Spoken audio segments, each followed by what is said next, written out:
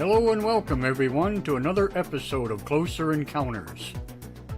I am your host Clarence Mitchell, and we're coming to you live from somewhere in Minnesota.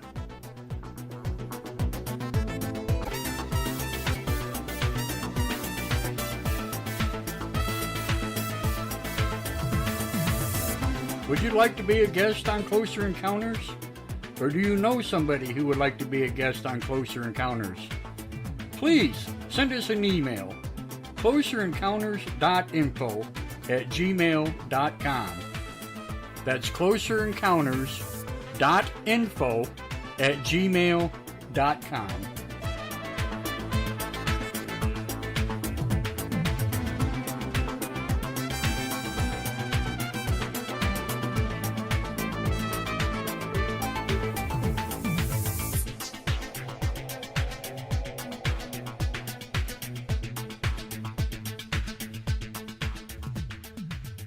For everything Closer Encounters, check out our new webpage at www.closerencounters.space.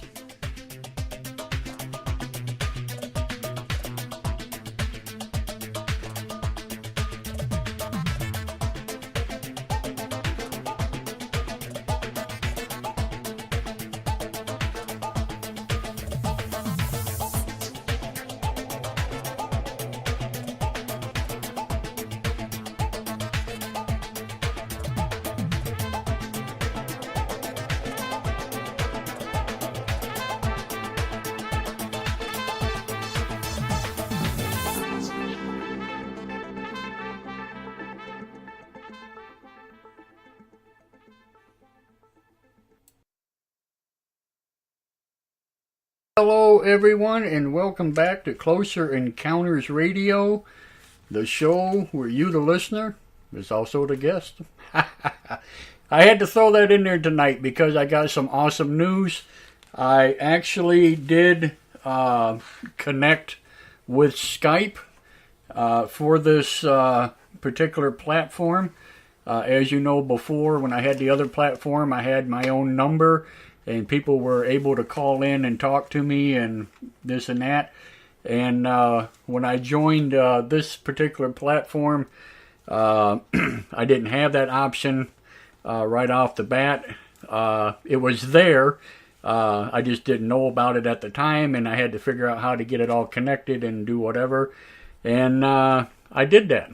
So, with that being said, if you have paper and pen handy or your cell phone and would like to punch this number in, it is a Skype number, and the number is 651-800-4784, and that is going to be our new call-in number, and that's what we're going to be using. Now, I haven't used it yet. I don't know if I can take more than one caller at a time.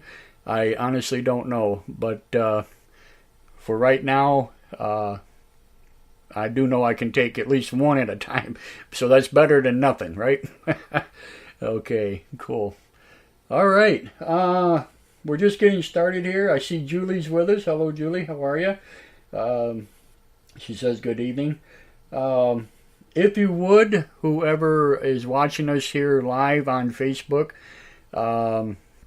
please share it, invite your friends, do whatever. I'd like to get a lot of people in tonight because I got something really interesting that I want to talk to you all about, and I want to share some things with you. I did change the program a little bit. As you know, a couple of nights ago or a couple of days ago, I posted that I was going to be talking about a different subject. And we may still cover it. I'm not sure yet. We'll see how this goes first. But, there was a post that we were talking on in the Ancient Alien Theory group, which I am also an administrator in. Most of you know. And the subject came up about, landing on the moon and blah, blah, blah. But, there was a couple of videos that was thrown at us to debunk the moon landing and all that stuff. And I was going to go back and debunk the videos that they that they gave me. But in the meantime, something else has come up, and to me is very more important, and I'll put that on the back burner for the time being, and I would like to share this new thing that's going on instead. So, but that's not saying, that I'm going to forget about it, because I'm not, obviously. But like I said, this information I have tonight is a lot more valuable than worrying about whether we've been to the moon or not. So, hello, Daly. How are you? Good to see you. I see that I was interrupted there for a few seconds, but we did come back, so that's okay. So the live stream may be a little glitchy tonight. We'll see how it works. The thing is I have like 3 computers running plus a cell phone, to run the stream. And so with that, it kind of takes away a little bit from my internet connection, so it makes things a little bit light, if you know what I'm saying. So we'll see what happens. If I have too much trouble, I'll just shut one of these down, and one of the laptops or something like that. But I like to keep one open to monitor what we're doing and see who comes in and see the chat. And I like to keep another one open so I can use it for references, and if I have like a video that I want to share or something of that nature, I can do that. And of course, my main one is open because that's where I run my radio show from, and everything else. So that's how that works. So yeah, I got a lot of stuff going on, a lot of power coming out of this little room here, So pretty crazy. But yeah, good stuff. So let's see here. What we have? We got a couple people in on the live one. Still here with you. Good deal. But yes, if you could share it and let people know, invite them, do whatever needs to be done for me, if you could do that. And Dale says, I'm okay, thank you. Yeah, you're very welcome. But yeah, if you could pass it along, let people know, in Ancient Alien Group that we're live now. Some people have a hard time finding it when I go live. I don't know why. I don't know where it actually shows up on Facebook. I always get the notification right off to the side, and I just click on it. Some people, I don't know if they have to go into the Closer Encounters page to find it or what, but, maybe they're not being notified like they should be. I don't know if I have to change that or something. I'm not sure how that's working. So, but eventually, hopefully, we'll get this all, situated, and we'll know what's going on. So anyway, yeah. Wow. A lot of things have been happening for me personally, and as far as I'm concerned, even though it has to do with me, a lot of this stuff that I'm learning, and a lot of this stuff that has come up lately in my life and different things, I think pertains to a lot of other folks other than just myself. So that's why I wanted to share this, because I think it may help somebody else out there with the same kind of thing that's been going on in my life and whatever. And so I'm hoping to pass this along. But it's pretty awesome stuff. But I'll give you kind of a quick rundown. Yeah, Dale says people must be eating. It's probably the truth. Yeah, 6 o'clock isn't the real good time, but I use it a lot. We used to be on at 6 o'clock all the time, so that's the only reason why I chose it. But I was going to come on last night, and I apologize for people. But between me and a few other podcasters, like with Orion Rising and Watchers and Jeffrey Boyd, with the Independent Research Society, and Neil Gar, with his Portal to Ascension and stuff. We try to keep our shows separate from each other. So, and I totally forgot, brain fart, whatever you want to call it, that Orion Rising was on last night. And I did not want to, run a show at the same time that he was running his show, because, I'd like to get everybody to watch everybody else's podcast and to listen in on what they have to say. And it keeps it kind of fair, and, and of course, we all have different opinions and different things and whatever. So, not that we're trying to debunk each other or anything like that. It's just, there is material between everybody, and you take little bits and pieces from one person and another person and whatever, it helps you out, So you gather what you can from everybody, and you kind of put it as a whole. So we try to keep our podcast and our radio's broadcasting separate if we can. Now, sometimes you may get 2 a night, sometimes you might get 3 a night, sometimes you may get us co-hosting one another and this and that, and, this is how it works. So just keep that in mind. But like I said, I do promote everybody else, besides my own show. And, I try to keep it on an even keel so, everybody can do their thing, So that's how it works. Tim Collard's in the room. Hello, Tim. How are you, sir? Yeah, Dale says, happy camper. Yes, very good. Tim, I got a new number. If you got a piece of paper and a pencil, I'm going to announce this again. I'll probably announce it a few times during the show. We do have a new show number. It's hooked up through Skype, but you don't need Skype to be able to use it, I guess, as long as you have the number you can call in. And I'll give you that number here in just a second if you want to, jot it down and or put it in your cell phone or whatever you want to do to save it, for the time being. Like I said before, I don't know if this will take more than one caller at a time, or if I can do like a group session at the time. But what I'm going to do is here during the show, I will pick a time, and I will open up that particular line, and we'll see how it works. I'll have people call in if they want to call in, and we'll see if we can get more than one on at a time, or if it's just one or whatever.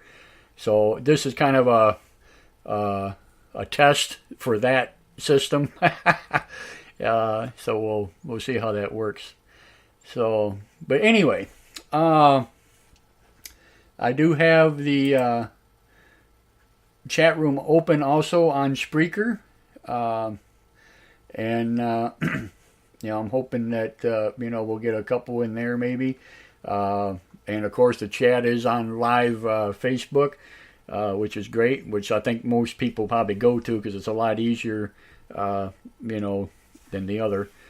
And Daly says, I wish some Intel people would come on and speak out. I say the same thing all the time, and it's really funny how that works, because some nights, you won't get anybody to interact with you, and then other nights you'll get 50 people. It's really odd how that works. It's just a time thing, spare the moment, whatever.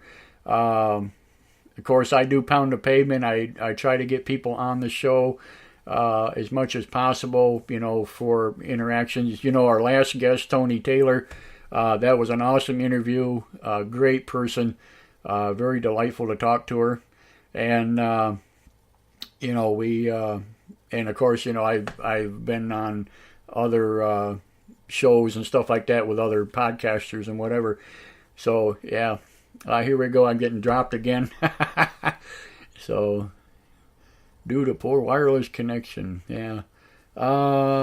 You know what? I think I'm going to, boy, I really hate doing this. I hope it reconnects here real quick. So I did lose the feed there for a second on Facebook, so just hold in there, people. Hopefully it'll come back. It's very possible I got too many things running at one time. That's the problem with the internet. There we go. I see I'm back. Okay, cool. Alrighty. Tim says okay. Dale says I'm ready to hear some important things. Cool. Good deal. Okay. Tim, if you want to jot this down, I'll give you the number real quick for anybody that's interested. Our call-in line, of course, is 651-800-4784. That's 651-800-4784. And that is a Skype number. And like I said, I'll be opening that up here shortly, and we can give it a shot. So, alrighty. Okay, so I'm going to let you in on what's been going on here. If anyone has been keeping up with Orion Rising with Leonard O'Neill and myself, I've talked about it and I've posted about it a few times on my webpage and different other things. And we ran across a couple of ladies. Their names are, excuse me, my voice is kind of raspy tonight, is Alona and, Ivana and Alona, let me see if I can pronounce this right, Podoroska, I believe it is. What they do, and they've been around a very long time, which I was not aware of until recently, but we're talking early 90s, give or take. But Ivana, now these are both sisters, Alona and Ivana, they're both sisters. They're out of the Czech Republic. They have a real hard time speaking English. They don't speak English very well. I did try to talk to Alana the other night on Skype, and we were trying to use a translator, and it worked a little bit, but not as good as what we hoped for. It was kind of funny, but we had we got along good. We had a good conversation, but she can message and she can type pretty decent English and stuff like that. And I'm not sure if she's using somebody on the side to help her with that or not. I don't know how it works, but so we do message each other back and forth, and I'm all the time in contact with her, pretty heavy lately, and along with Leonard O'Neill also, and a few others, excuse me, who have been getting their background and everything that they've been into. So I'll give you a quick rundown on what they do. Ivana is basically a medium, and she has been in contact with a EBE, which is actually what an EBE stands for, is an electronical biological entity, and he goes by the name of Olie. That's Olie. And what happens is she'll get into a meditative state, and they use, basically it's a Ouija board, but it's a kind of a homemade type structure. And she uses a shot glass, and it's in a circular formation, this board is, that they made, and it's got the letters and the numbers and stuff. And as she is speaking with Olie, or he's speaking with her, she will run this shot glass around the board to the certain letters and whatever, and Alona, she will write down everything on paper, and she writes down everything that's being said. So at the end of the session, of course, then they go back, and I'm being dropping. I'm going to have to shut this other computer down here, I think. So give me just a moment. Let me shut this one off so we're not getting interrupted here. And we'll shut this one right off. And we'll see if it stops us from getting... there we go. I'll shut it off and we'll close that one down.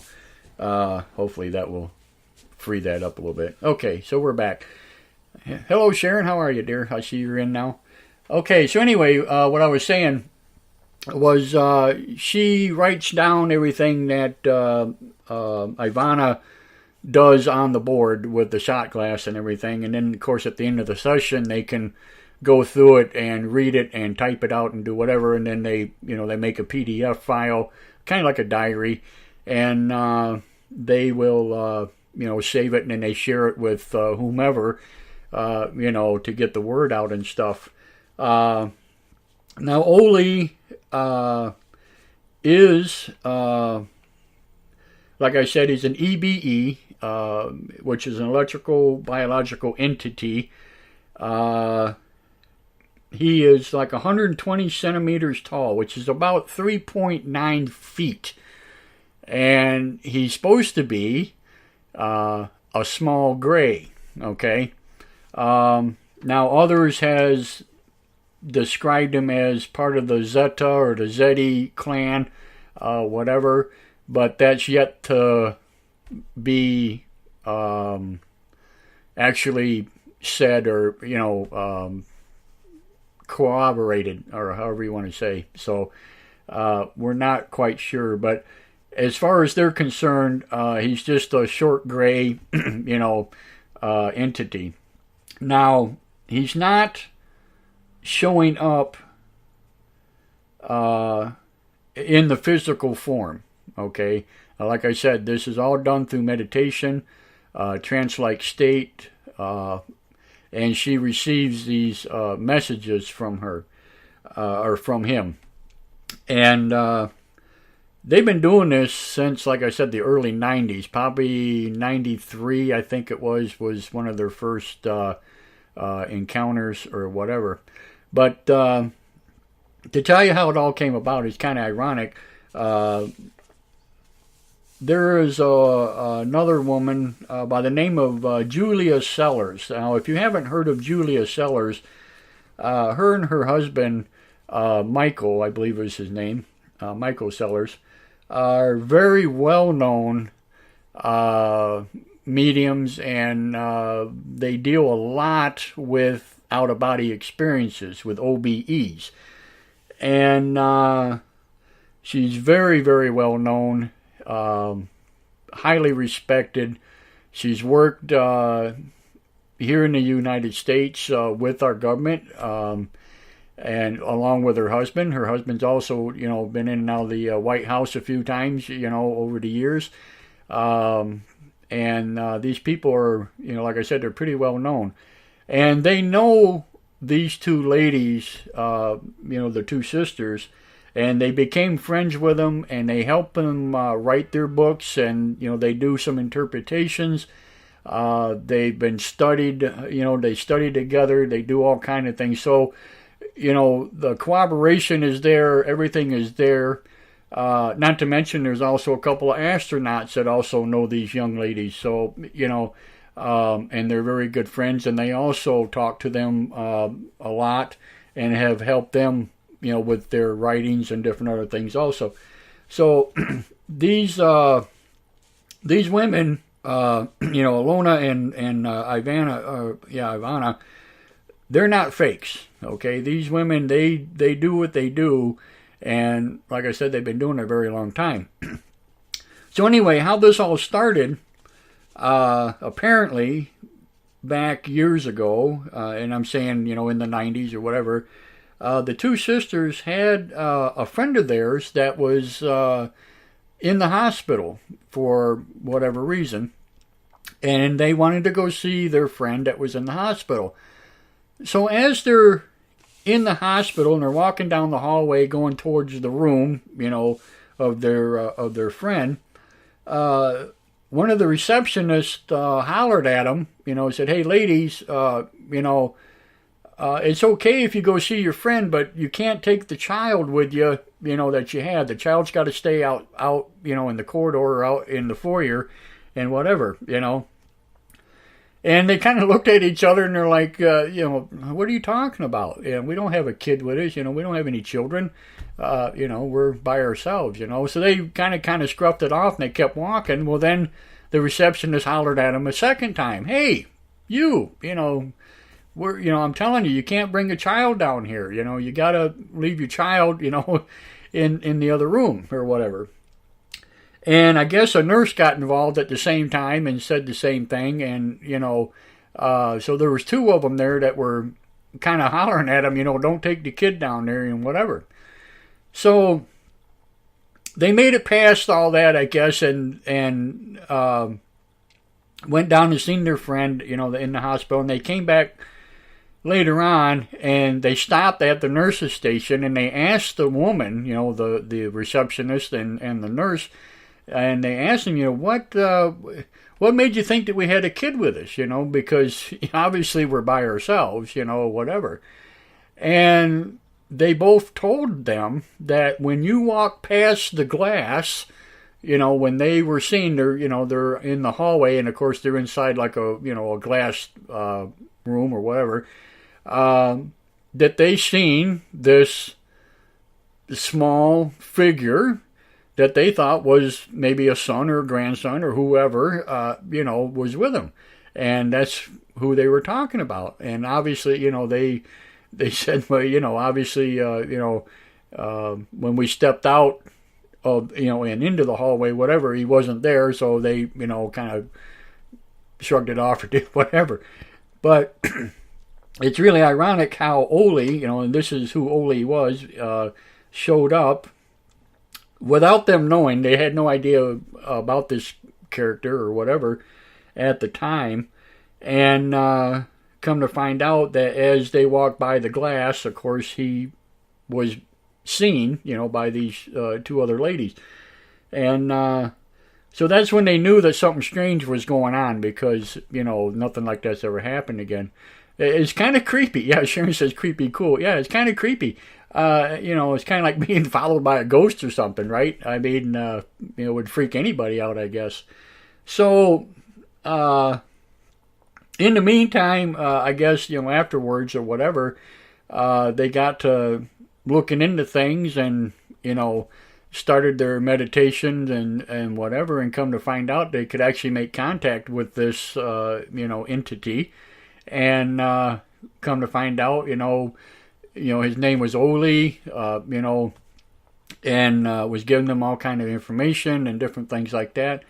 And Ivana has been sending me, Ilana, I'm sorry, has been sending me and a few other, friends, like I said, Orion Rising, Leonard O'Neill and a couple others, a bunch of PDF form scripts and stuff of things that Ole has said to them, and different things, which is pretty awesome. Okay, so that's just part of the story that I wanted to share with you to kind of get you up to date on what's going on. Okay, and we will get deeper into this as far as the two girls are concerned.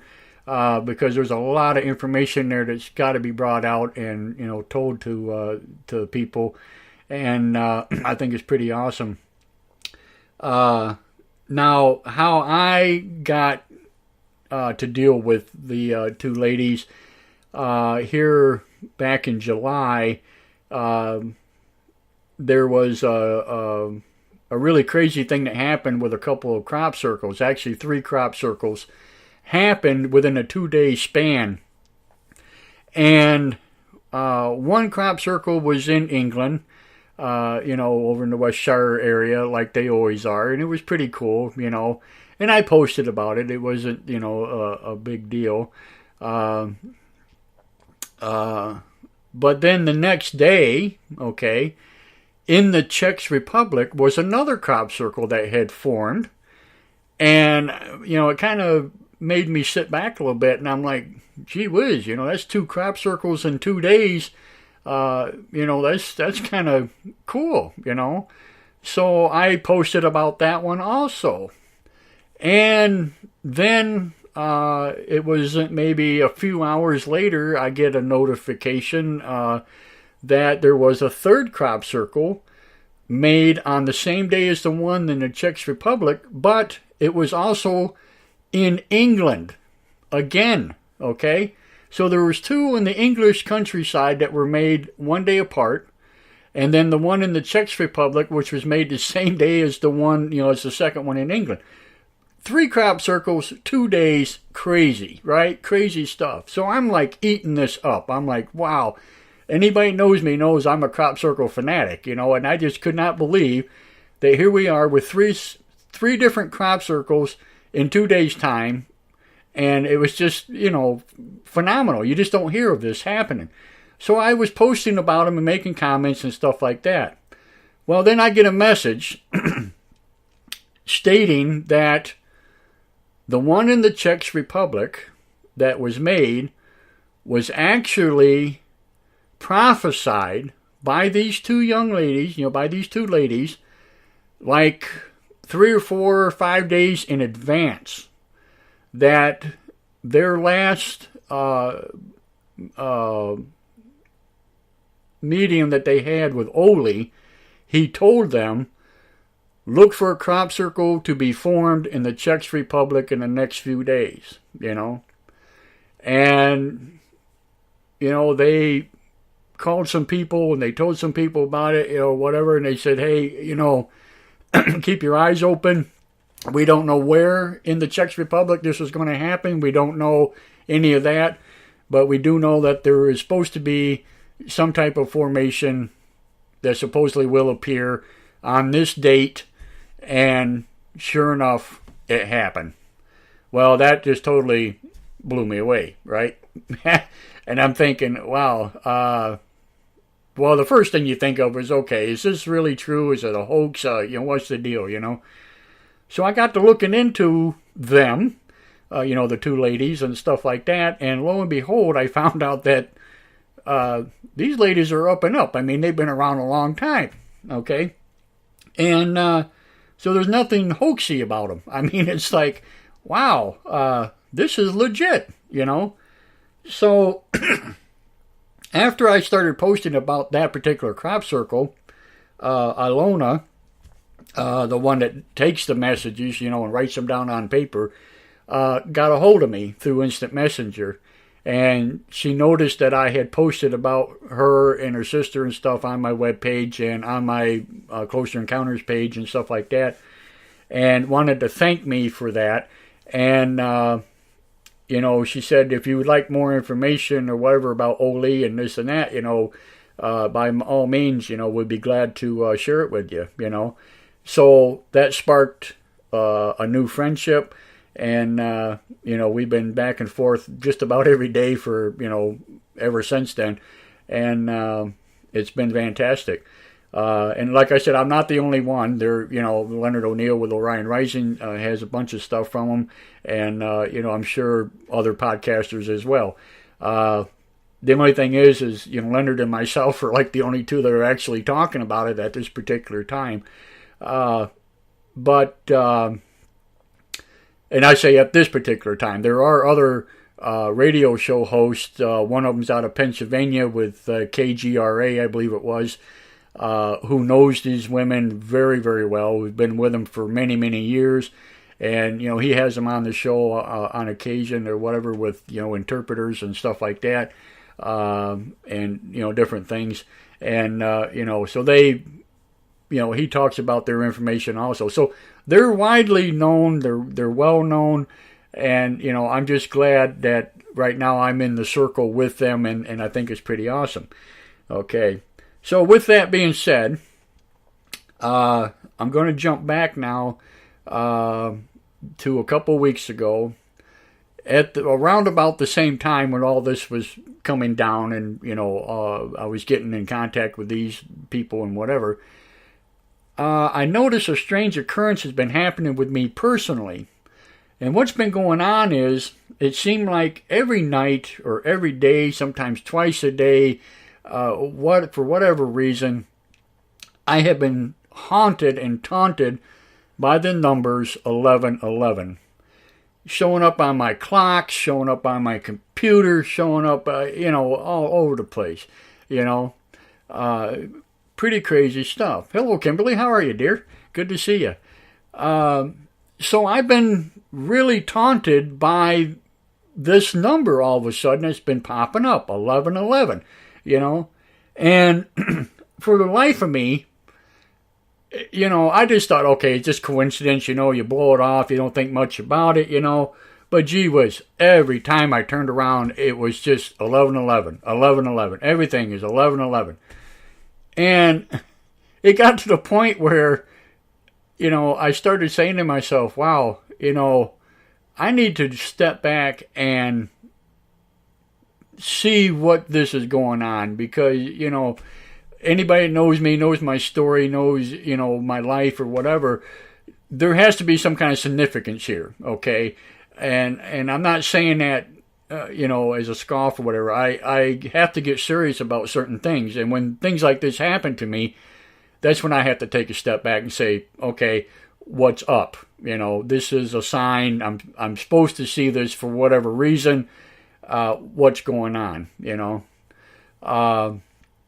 So I started checking in on the 1111 and trying to figure out what does 1111 mean, and whatever. Well, come to find out, it actually is an enlightening number, and it's telling me that I have messages that are supposed to be coming through, that I'm supposed to be getting new information and all this stuff, okay? So that I had better start paying attention to certain things and whatever, and as I progress, this information will come to me and I will more understand what's going on.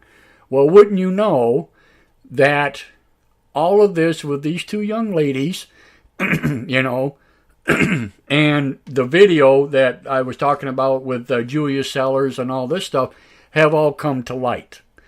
And the main message that I'm getting, and this is going to be crazy as hell for you, and this goes way back to my own visitation, my abduction that I talk about, and whatever. Now, many of you know that I talk about it, and my story ends, when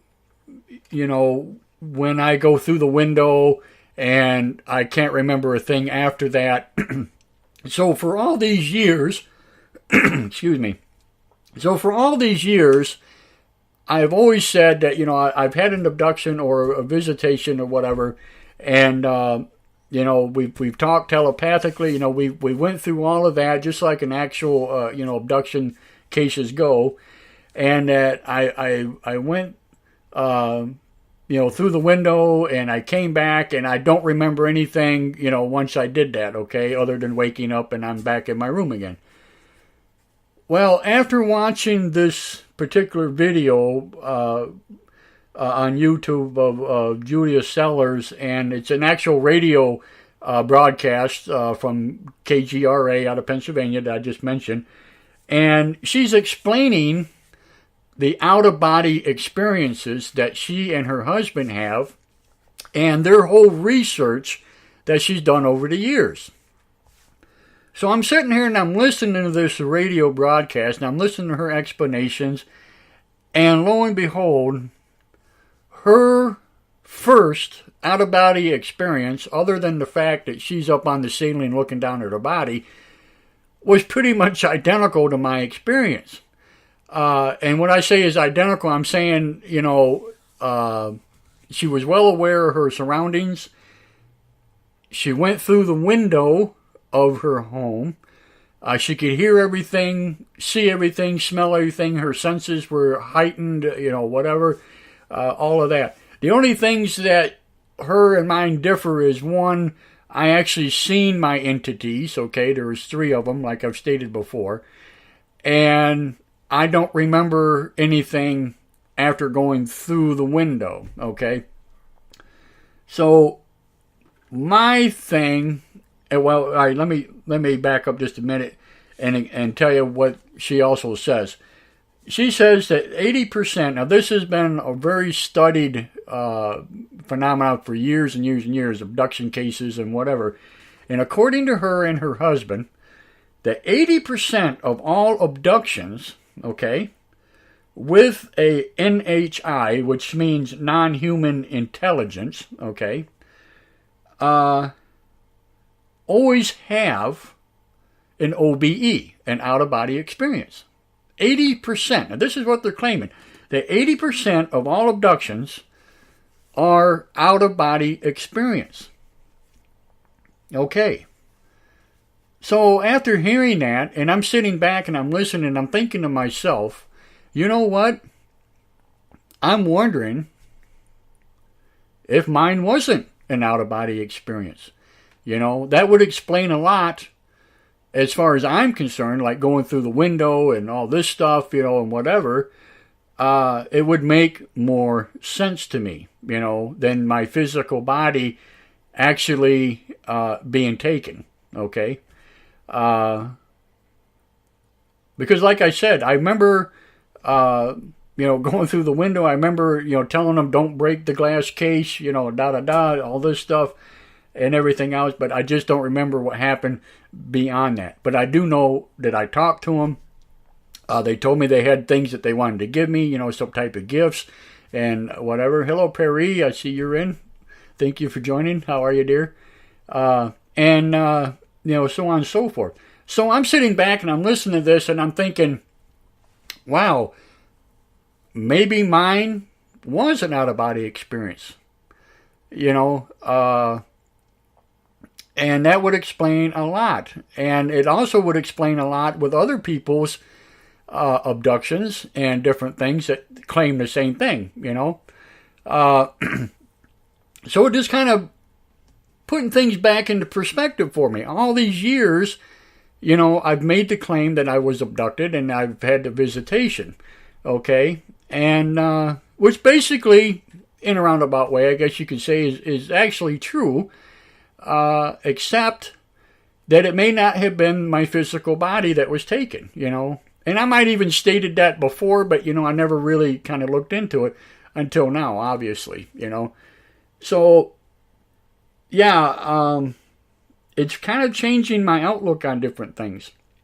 Now, getting back to the young ladies, you know, Alona and Ivana, with their entity Oli and stuff. Now, Oli has been around a very long time, and what I can gather by doing some study work on him and different other things, that they are not the only ones that Oli has ever contacted, which is pretty remarkable. There's been a few other people on down the line, and some of them are kind of known and some of them aren't well known, you know, whatever. But the name Oli seems to pop up frequent. And I'm not saying, you know, all the time or whatever, but I'm saying, you know, over a course of years, his name has been used, you know, several times. And it's pretty crazy stuff. Hello, Lee. How are you, dear? I see she's in. Kimberly says, I have many out-of-body experiences of astral projection. Yeah, see, and that's the thing. I'm going to post this particular video. It is on Alana's YouTube page and stuff, if you'd like to check it out. But I will post that particular video, the YouTube, and like I said, it's just a radio talk. It's not, there's no visual or anything, but it is her being interviewed. And if you listen to that, she breaks it down for all of these out-of-body experiences, her and her husband. Her husband is pretty heavy into it more than she is in a sense, but you know, they've done nothing but research this their entire career, basically, and this is what they are all about. So they're pretty well known, and they know their stuff when it comes to this type of thing. So you know, it's crazy. I can't say I've ever been abducted. Maybe I just don't remember. And, you know, and that's very possible. But according to what she's saying is you can do this on your own. You don't need to be abducted, you know. There's many different types of this out-of-body phenomenon that happens. And not only that, but there's also like the near-death experience, which is a separate type of issue altogether, even though it does contain the OBE, you know. So they break it down, and I wish I could, play you the whole thing. It's like an hour long, the episode. But on the same episode, she also talks about the two young ladies that I'm talking about, and she explains about them and stuff like that also. And it is a very, very interesting show. So I will post that on my Facebook page, in the Closer Encounters page for people to watch. Matter of fact, I'll probably even throw it in the Ancient Alien Theory page just to have it in there. Now, I don't know if there's a copyright thing going on with that particular show, so I got to be careful about like putting it on my webpage or something like that, whatever. So, but I'll try to share it as best I can where I can, and I urge everybody, please, to watch and listen to this, and you'll get a better understanding of where I'm coming from. But after hearing this, and I'm only saying this about myself, it has changed my outlook on a few things, and it's basically woke me up to a few things. And, there's a lot of stuff going on there. She also talks about good and bad stuff, different entities and different things like that, which makes a lot of sense. With things that's happened over the years, with government cover-ups and different things like that, which, me, I'm not a big conspiracy theorist, but you know what? It all relates. Everything that's on here and has to say is related, and it's remarkable. It really is. So, I'll break it down to you. Once again, I've been seeing the 1111. Come to find out, it's a wake-up call for me. So, here I am trying to figure out what it is I'm supposed to find out, and all of a sudden I'm getting all this new information about out-of-body experiences, which pertains to myself, in my experience, and it pertains to other people and their experiences and stuff like that. And it's just, in a sense, it's kind of overwhelming to know that after all of these years, I may actually have an answer now for myself, which is pretty remarkable. But, the thing is now is, where do you take it from here? What do you do with it? And that's the next step, I guess, I'm going to have to do. But, it's... what do you say? It's crazy, right? Kimberly says some things happened once at home while I guess at camp, and I know all about it in detail. My mom freaked when she picked me up because I knew everything. Yeah, ain't that something? Yeah, exactly. And here's another kicker to this. Well, actually, I got a couple more kickers I want to tell you. My own father, back in the early 70s. Now, I tell you about this in my story, if you ever read my story or whatever, or heard me talk about it. My father became an ordained minister back in the early 70s. He himself also had an out-of-body experience. And I never really talked about it much because at that time, or throughout my whole life, basically, we kind of chalked it off as a revelationary type thing between him and his ministry and, whatever. But here's the thing that really kicks me in the teeth about this, which I don't have any, but my own father, with his out-of-body experience, happened before mine, Now, I never really talk about this. Like I said, I've never really mentioned it before.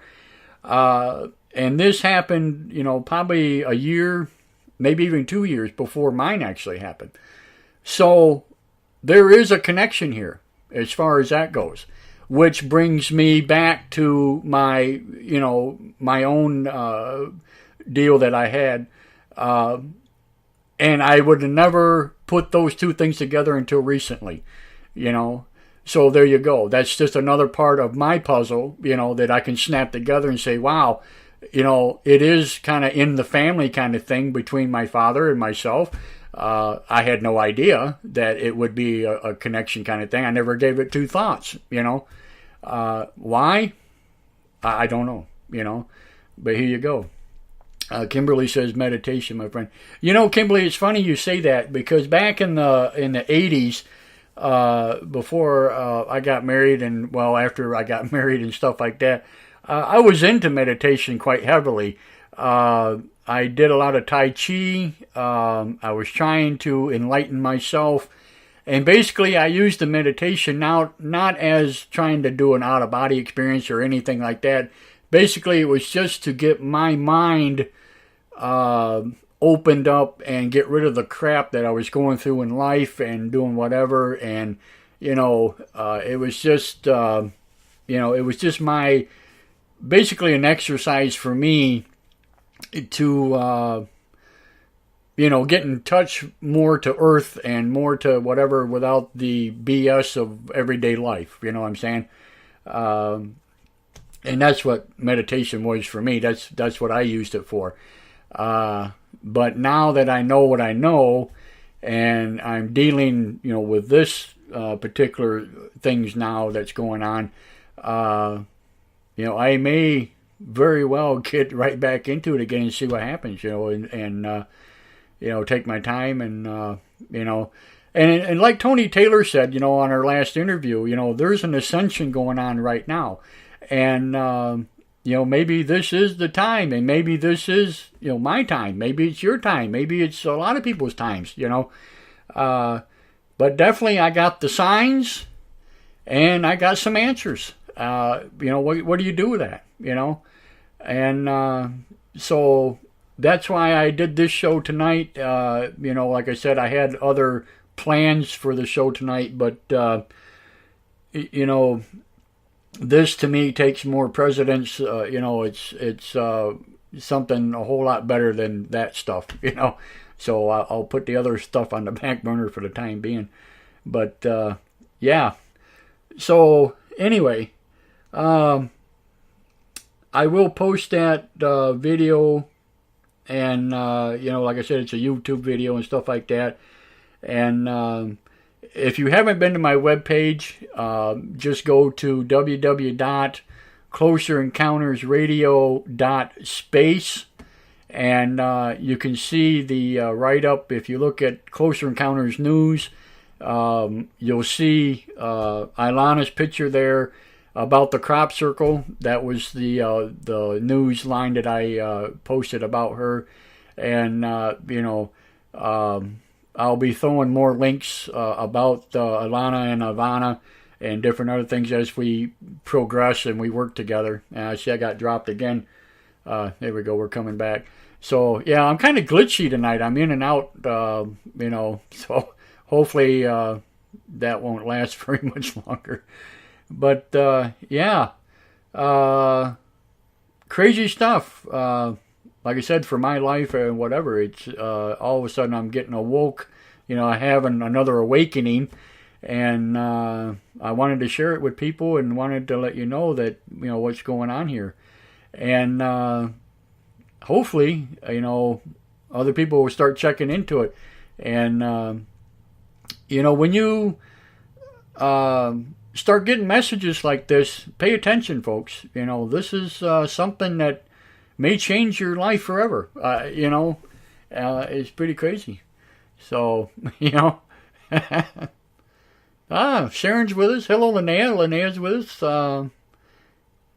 Is this an awakening for us who have our early experiences? I believe it is. Yeah, absolutely. It's like Tony Taylor, like I was just mentioning Tony Taylor. She says there's a big ascension going on right now, and to be aware of what's happening around you and, things like that. And we got to believe this stuff. I mean, if it's happening to me, it's got to be happening to other people, no doubt about it. So, that's the main thing. So if you're seeing numbers and you're hearing voices or you're doing whatever, pay attention. It's a sign. It's a calling. And I got to put that out there to people. So obviously there's something going on right now in the present. How long it's going to last, I can't tell you because I don't know these things. But all I do know is it's been projected and it's happening. And I will tell you that much. And I know that it's happening to me. So, mention crop circles in my ears perk up. Yeah, absolutely. Yeah, Sharon and I both love crop circles. It's pretty cool stuff. But Linnea says our senses are heightened. Yeah, absolutely. And, I have to agree with that. So if you're doing whatever nonchalantly and the hair starts racing on the back of your head or on your neck, or, you get this intuition all of a sudden that, for whatever reason that something's, just not right, pay attention, pay attention. What can I say? But like I said, all of a sudden I've been getting overwhelmed. Oh, and the other kicker to this is really ironic. I've had a student on my PC equipment that I run at work. And I have to sit there and watch him as he's running my PC equipment. So I'm out in a pickup truck off the sidelines, and I'm watching him load other trucks with my shovel, okay?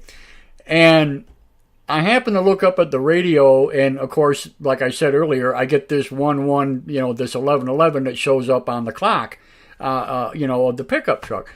And I'm sitting there and I'm beating myself in the head with my hand. I'm like, again, here it is, broad daylight, 11:11 in the afternoon, and here I am seeing this, and I happen to turn and I'm looking at the shovel as he's putting a scoop of dirt into the back of the truck. And guess what my shovel number is? 11. Coincidence? Don't ask me, but it struck me so odd when I seen that. And I'm like, oh my gosh, how did I not put that together? All this time I've been running this shovel. It's my shovel. I've been running it forever. And I'm in the 11 shovel, and I never put the significance of that number, And it's totally ironic, you know what I'm saying? Not that I believe in coincidences, but I tell you what, that really kind of threw me. I just started laughing. I'm like, oh my gosh, look at that, and it was like, just slammed me right in the face. I'm like, why did I not think about this before, So there you go, folks. It's crazy how things happen. It's really funny. Kimberly says, strange energy surges. I feel them through my feet and out the top of my head. LOL. Yeah, absolutely. Absolutely. And, and that's another thing that Julia says is that there are certain people that have higher awareness. They're more sensitive than other people. Which I guess Ivana is one of these very sensitive people. That's why she can interact, with Oli and stuff like that, which is pretty crazy stuff. But, yeah, and I am going to get deeper in with Ilana and Ivana, and, we're going to do some more shows. I will read some of the manuscripts that she has sent me. And, I'll give you, some of the background on that stuff as we go along, and pretty interesting things. And Oli basically is giving us messages, how to help ourselves and how to, do certain things, and we need to pay attention to certain things and whatnot, So apparently these are messages that, is meant for the world, and we are part of the message board, so to speak, So there you go. And I feel lucky enough to be in this circle now. And apparently this is why I've been getting the 1111 messages. and this is something that was meant to be, and so I'm not going to play with it. You know what I'm saying? I'm going to do what I can to bring it out. So we'll do that. Linnea says, could that have been the time of the evening you had your experience? You know, I often, and that's a very good question, because I knew it was after the 11 o'clock news, because Dad always sat up and watched 11 o'clock news at night, and I knew it had to be before daybreak. So somewhere in that area. That's a very good question. I wish I could answer that with a definite yes, but I cannot. But it is a very strong possibility that 11/11, you know, or 1/11 or something of that nature very well could have been the time that I had this. Who knows?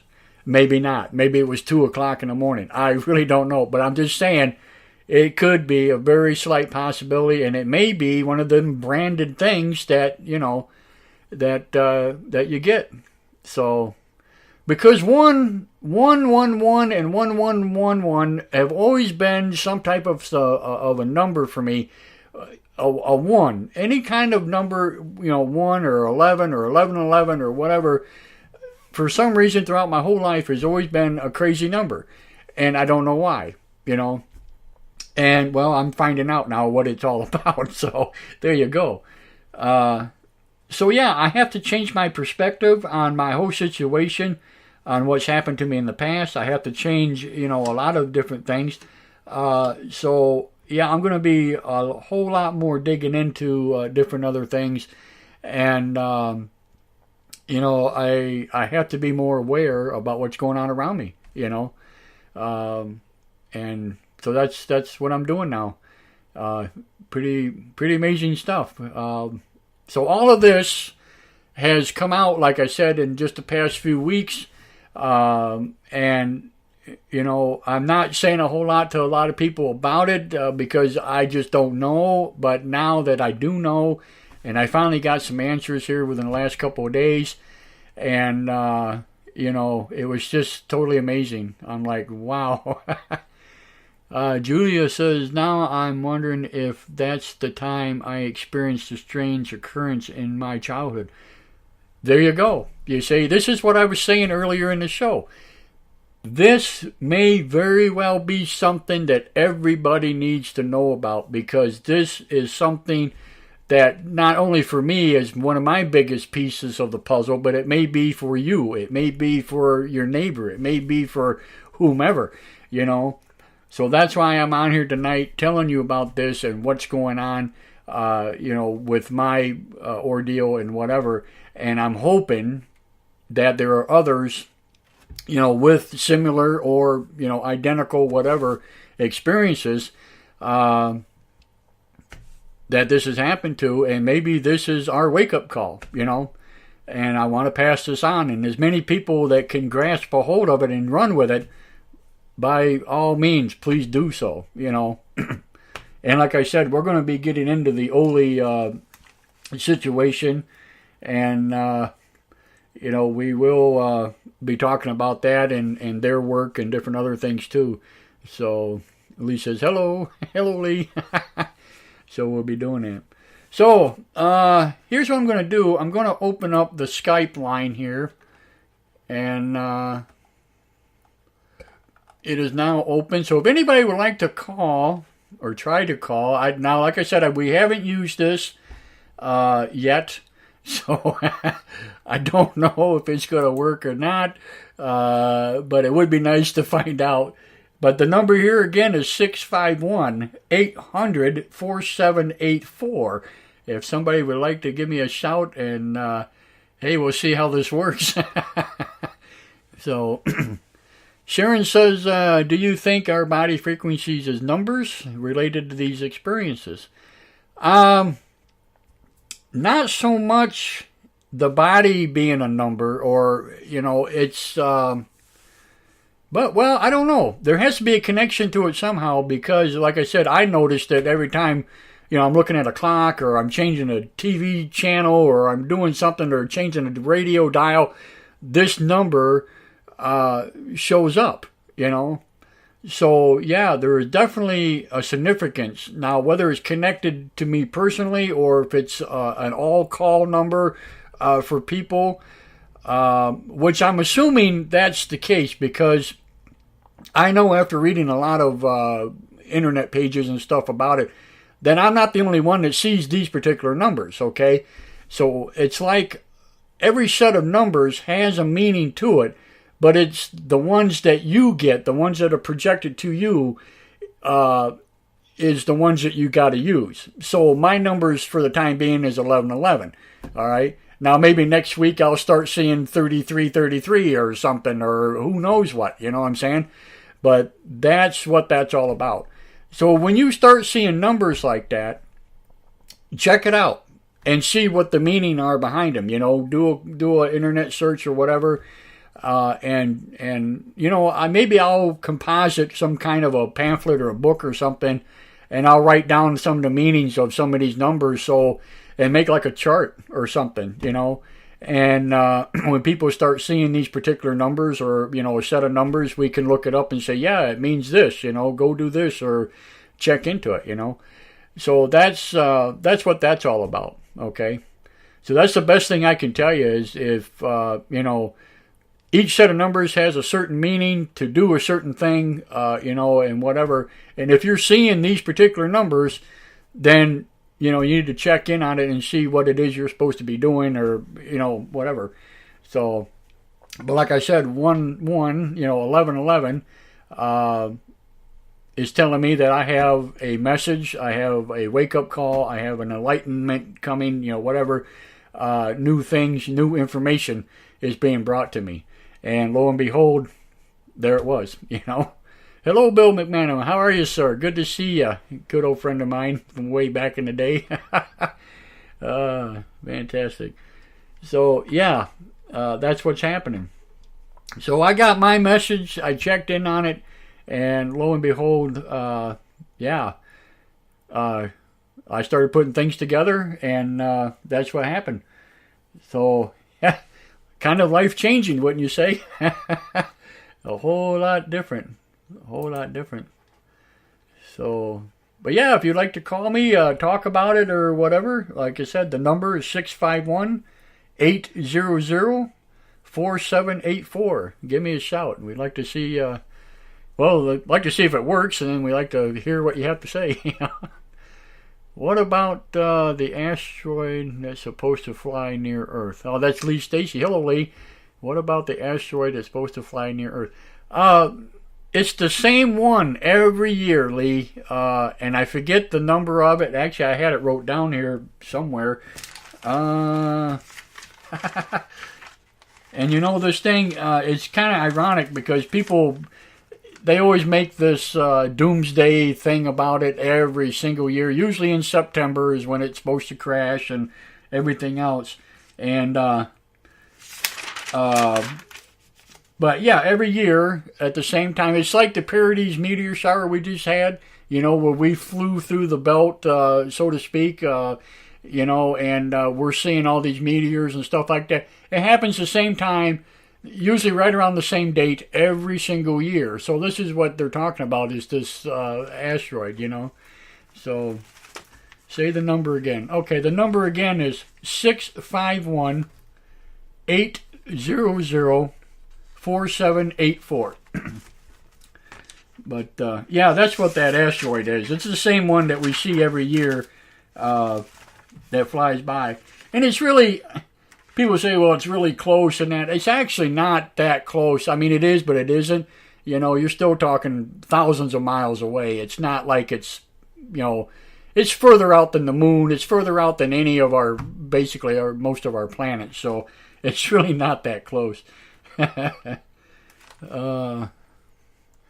Ones and zeros are the main computer and communication numbers. That's what Linnea says. Yes, that's true. Absolutely true. The matrix is all ones and zeros. Absolutely. Yep. Absolutely. Yeah, I cannot. I thought I had that wrote down here because I know I did a thing about it here not too long ago.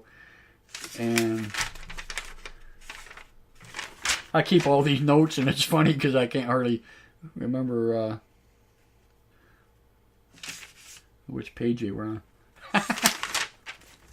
But anyway, yeah, just a short explanation. Yeah, it's the same meteor, or asteroid, or whatever you want to call it, and we see it every year. It's the same one, just like the comet Halley and all them. Halley's comet and everything else. You see it every year, same time every year. And pretty cool to watch, pretty cool to look at, but nothing threatening. It's nothing threatening at all. Not yet anyway. We've had some near misses in the past, but they've blew up or fireballed or whatever, and no threat. So yeah, it's that time of year again. Nibiru will be the next big thing. Everybody will start seeing Nibiru. So funny stuff. Crazy stuff. Oh, let's see here. Trying to see.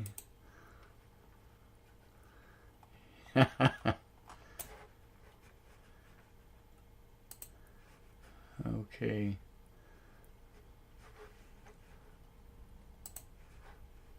Anybody out there?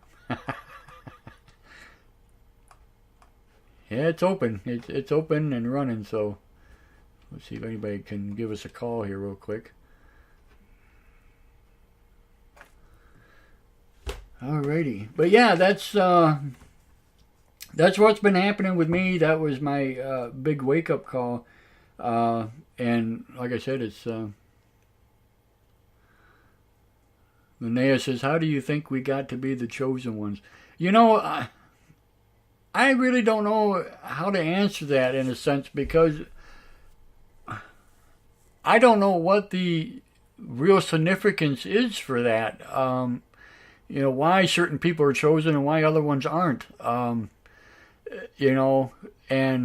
it isn't like I went around asking, to have it happen or whatever. And there we go. Okay, it's a 505 number. Hello, caller. Hi, sir. Hey, it's Lee. How are you? Okay, and you? Fantastic. So this is working. Yeah. Fantastic. Did it just call right through? You didn't have any problem calling through? It just called right through? It went straight through. Fantastic. Okay, cool. How are you doing? Great. I'm doing really good. How about yourself? How is it down there in the hot Arizona?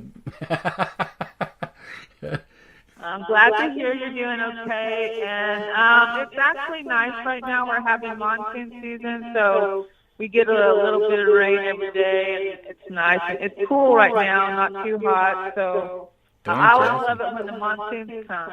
Right. Wow. That's awesome. That is awesome. There was something I was going to ask you about too, and it totally slipped my mind. I was going to write it down, and I forgot about it just in case you were here tonight. Oh my goodness. And it had to do with Gary Davis, who we've had on our show and stuff too.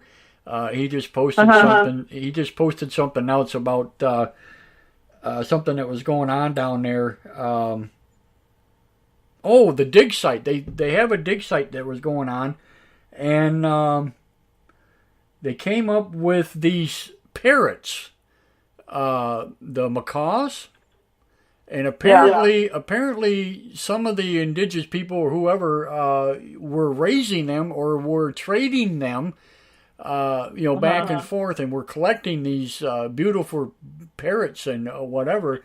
But the bones and stuff of these parrots and different things that they've been digging up are well into the ancient age, if you know what I'm saying. It's really remarkable. Yeah. So I just kind of wonder if you may have heard anything about that or not, But no, I can't say I have. But that's supposed to be in Arizona somewhere? Yeah. Yep, it should. I'll have to. Gary posted it himself, so it's on Facebook. You know what I'm saying? But I'll see if I can. I'll see if I can refine that, and I'll send that to you just so you can see it. But it's a pretty amazing story, quite the deal. But yeah, it's all about the macaw parrot and how it wound up being here in the United States long before any Spanish Armada or any of that. You know, way, way, way before that. So it's like really ancient time. It's pretty cool. Yeah, but they were using them for trade. Yeah, pretty interesting. Hey, Leonard O'Neill's in the house. Hello, Leonard. How are you, sir? With Orion Rising, we were just talking about you.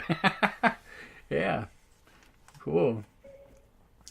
I do. Well, I do know. Of course, you know, feathers are very important to Native Americans, and we use them in our ceremonies and in our dances. And of course, in the U.S., the eagle feather is extremely important, but hard to come by. I mean, you can't. There's laws pertaining to our eagles, you know, and you have to follow the rules in order to obtain eagle feathers. And sure. So I do know. I have heard of, you know, certain types of feathers that are very important, you know. So interesting, though. I didn't know that. Yeah, it's pretty cool. I didn't know it either until I got to reading that, and I'm like, I wonder if Lee knows about this, you know. So yeah, it's pretty cool. No, but I'll send that to you. Yeah. Fantastic. Okay, yeah. Cool. But for me, my mind's like all over the place. I mean, I've been excuse me, watching a lot of stuff on one of my favorite documentaries is called The Pyramid Code, and I've watched it many times, and they just talk about, you know, the ancients and building the pyramids, and, you know, of course, nobody really knows yet. And, right. But it's very interesting. It's on Netflix if anybody has Netflix. But they talk about how the correlation of the pyramid to Orion's belt, and they go look at some really ancient civilization sites. And talk about that. So it's really, I like it. I've watched it several times. In fact, I was watching it tonight, but I turned it off. But I mean, my mind has kind of been all over the place about, you know, ancient and. Well, you know, it's funny because all of a sudden, if you notice that all of these channels now, A&E, Discovery, and the History Channel, are all now tying into UFO phenomena in search of extraterrestrial life, on and on and on. So this is getting to be, again, a widely talked about subject, you know? It's not just... it's not just Ancient Aliens anymore, you know what I'm saying? They had a good run and they were running fine, and now all of a sudden there's more and more programs. So... You know, it's ironic, you know, how this is happening, you know. I know, I'm not sure if it was on your Ancient Alien group, but someone had posted on there, I can't remember the question to the point, but it was to the effect of if you had encountered, had any kind of encounter, or if you saw anything, it was kind of to that effect, the question. A lot of interesting comments about people, you know, many comments on people that have been abducted or had experiences. One person, and I don't know if I should say this, but one person said they knew a family that, I think that if this is correct, but had worked with NORAD and had many photos of UFOs. No kidding. You know, that's in the Ancient Alien Theory group, right?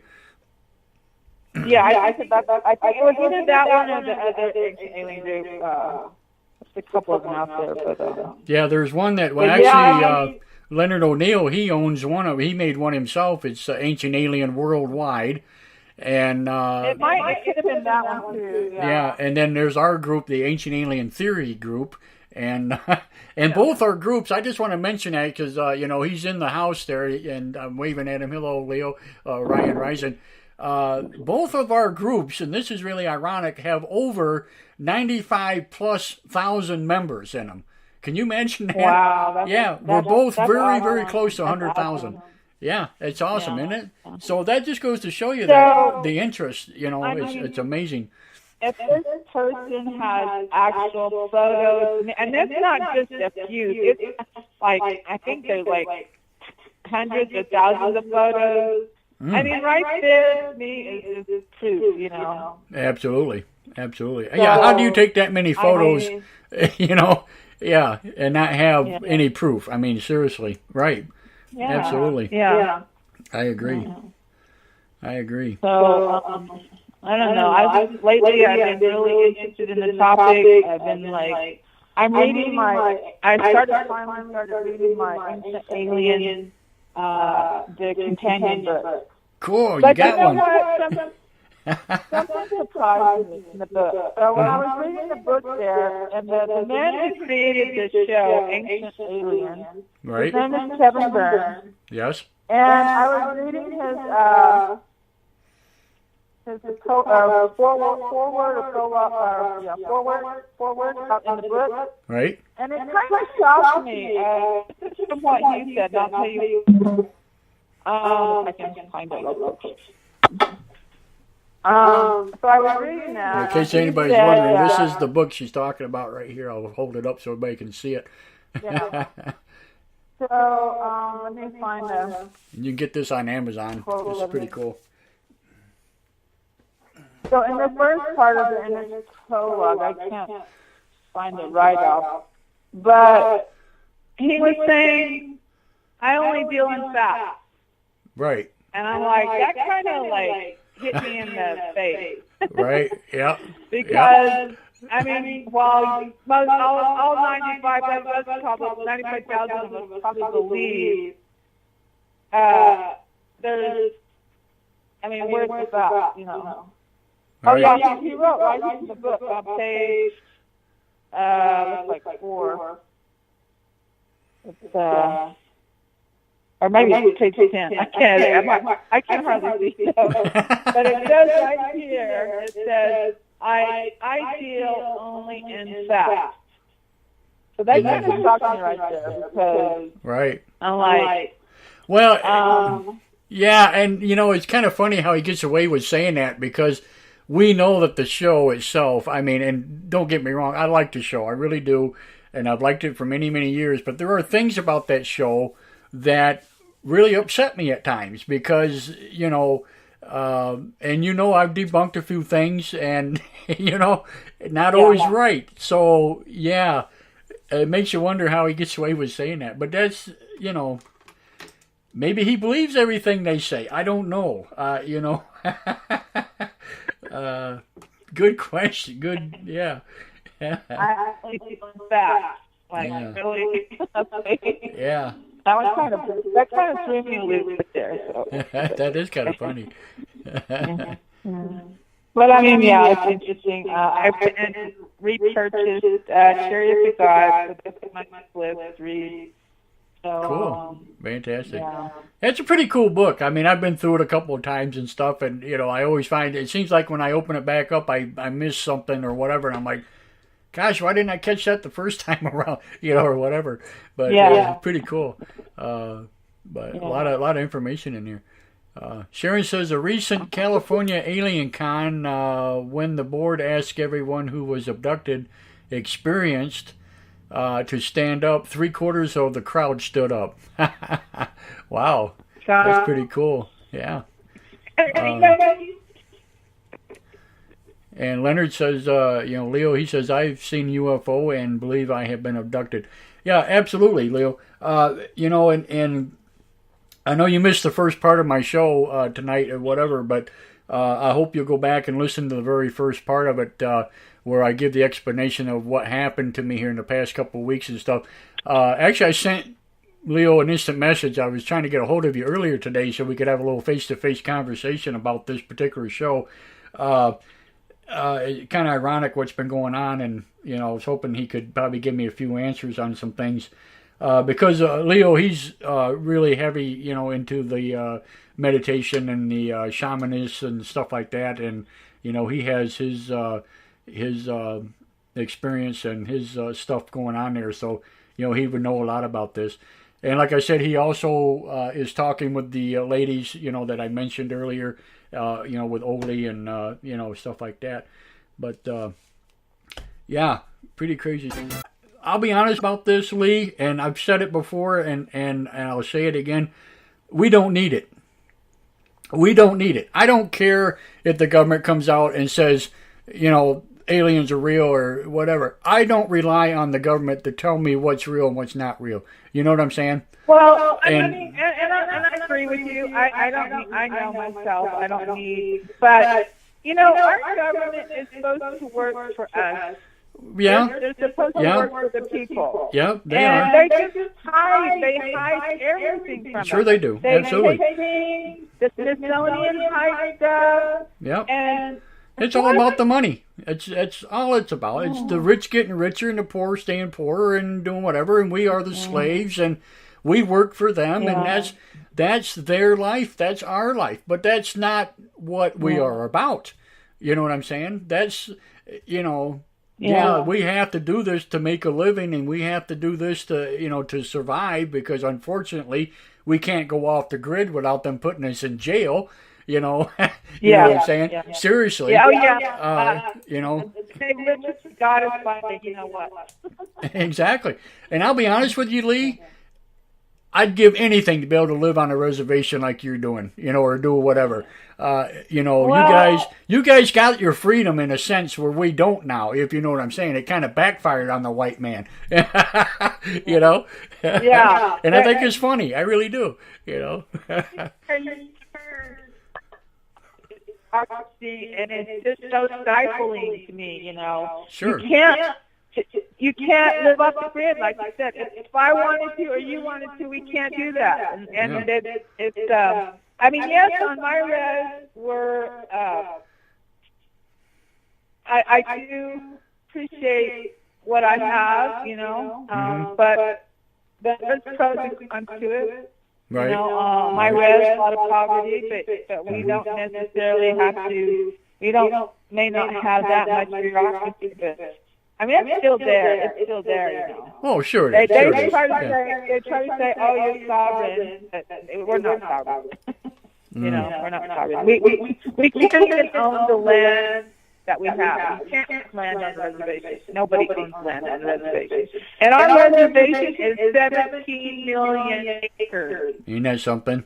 And nobody. It's all federally owned. Yeah. Well, in reality, though, nobody owns property. Nobody. But because and that's the truth.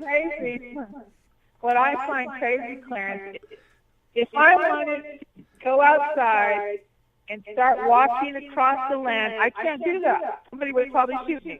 Yeah. Or pick you up for and it's something. So sad. It's it is sad that we can't walk on this planet. Yeah, exactly. Yeah. Well, and it is a sad deal. You can't fish for free. You guys can, but I'm saying as an average person, you can't fish, you can't hunt. There's nothing. There's nothing free. And I'll be honest with you, it's getting to the point. Look at us. We have to pay for water because our water is so polluted. We can't even drink our natural springs anymore, or our water. Yeah. So now we got to buy water. How long before we have to buy air? Do you know that has changed so fast? Yes. I remember when I was a kid, we went to springs. We grew our own food. Absolutely. We drank milk from a cow. We did too. Yeah. Absolutely. And you can't do that. My mother canned and we used to cut firewood and we did all of that stuff and basically, and well, as a kid, we like you said, everything was canned. So most of the food, except for maybe flour and sugar and stuff like that, we grew in cans. We canned tomatoes, we canned corn, We canned green beans, and that lasted through the winter. And Well, I mean, you know what's sad, and we've talked about this before, and a lot of it is the human race itself.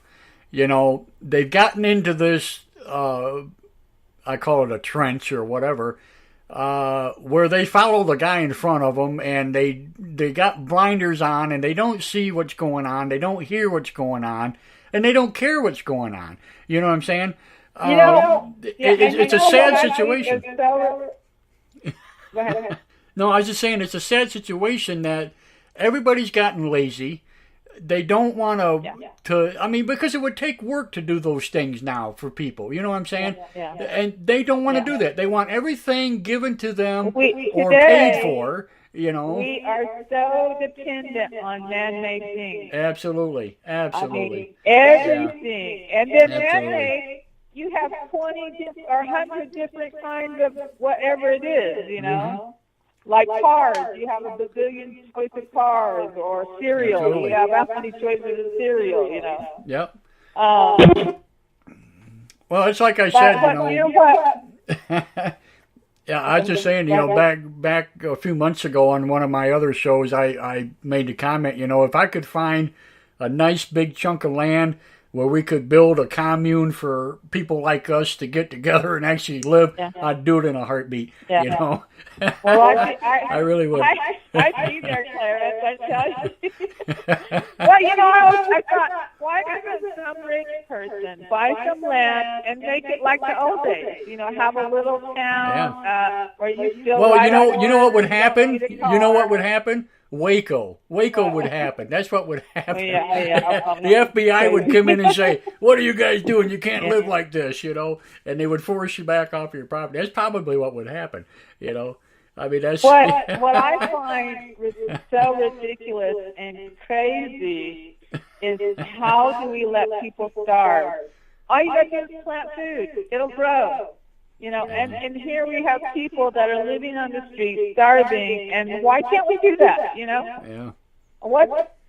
I mean, feed them for free, you know? It wouldn't take much. Well, they have soup kitchens. They got, you know, I mean, they do. Don't get me wrong on this, but I mean, you know what I'm saying? But they, I don't know. I understand exactly what you're saying. There should never be any kind of poverty, especially in our nation.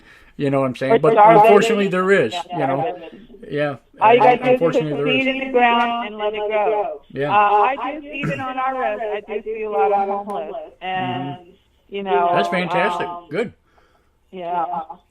I don't know. It's just one of my crazy ideas. Well, no, hey, that's if it helps somebody else, that's more power to you. You know, absolutely.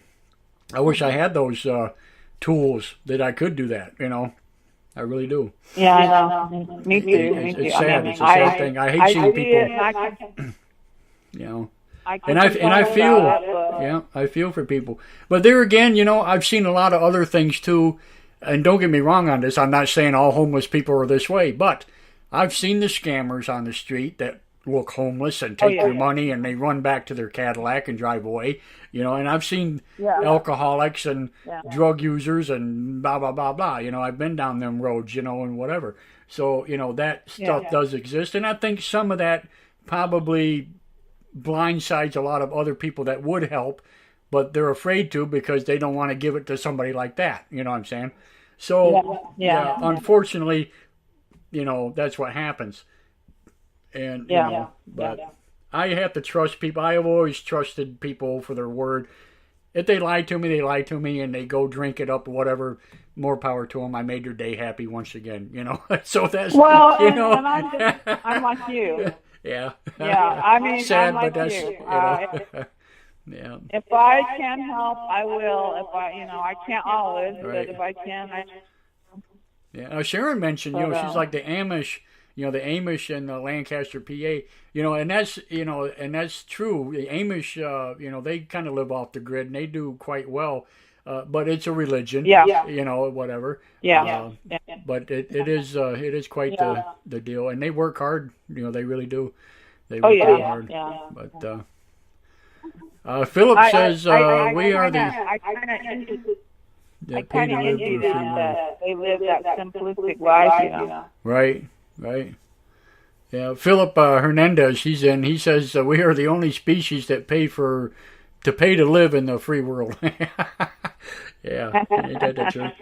Yeah, Oh, and that's the truth. It is the truth. Yeah, absolutely. Yeah. You pay. Well, look at how we're paying for a bottle of water. $1, almost and getting for $2 now. You know what really kicks me in the ass about that whole ordeal? You go to Flint, Michigan, and this is I will never understand this ever. How can you not get water to Flint, Michigan when you got a bottled water company right there bottling water and selling it? I don't understand that. I don't get it. Isn't that freaking nuts? I mean, seriously? How does that happen? Yeah. How do you have a bottled water company right there, but yet you cannot give water to your own people in that town? That's ridiculous. I've never heard anything like that in my life. Totally uncalled for. Totally uncalled for. I agree.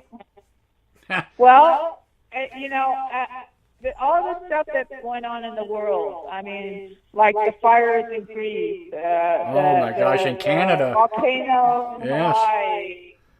California. In California. Yep, Canada. 7 or 8 different fires up there going. Yeah, crazy. We didn't even have any fires around here, but the smoke was so bad. I mean, it was horrible. For a few days. Yeah, we were getting smoke here in Minnesota from the Canada fires, and they're way up above Washington. You know what I'm saying? Yeah, and we're getting all the smoke and the stuff down here in the central U.S. Yeah, crazy. And the lakes and like the water around Florida, that toxic algae stuff, and right. I heard even Lake Erie's that way. Is that true? Some of it, yeah, parts of it.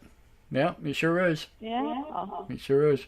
But Lake Erie supplies a lot of people too. So, what are we doing to our planet? Well, I think the planet's actually fighting back. That's what I think is happening. We're still coming out of the ice age. That's why the ice caps are melting so rapidly and stuff like that now. Right now, things are getting closer to each other. I think the sun's actually getting hotter.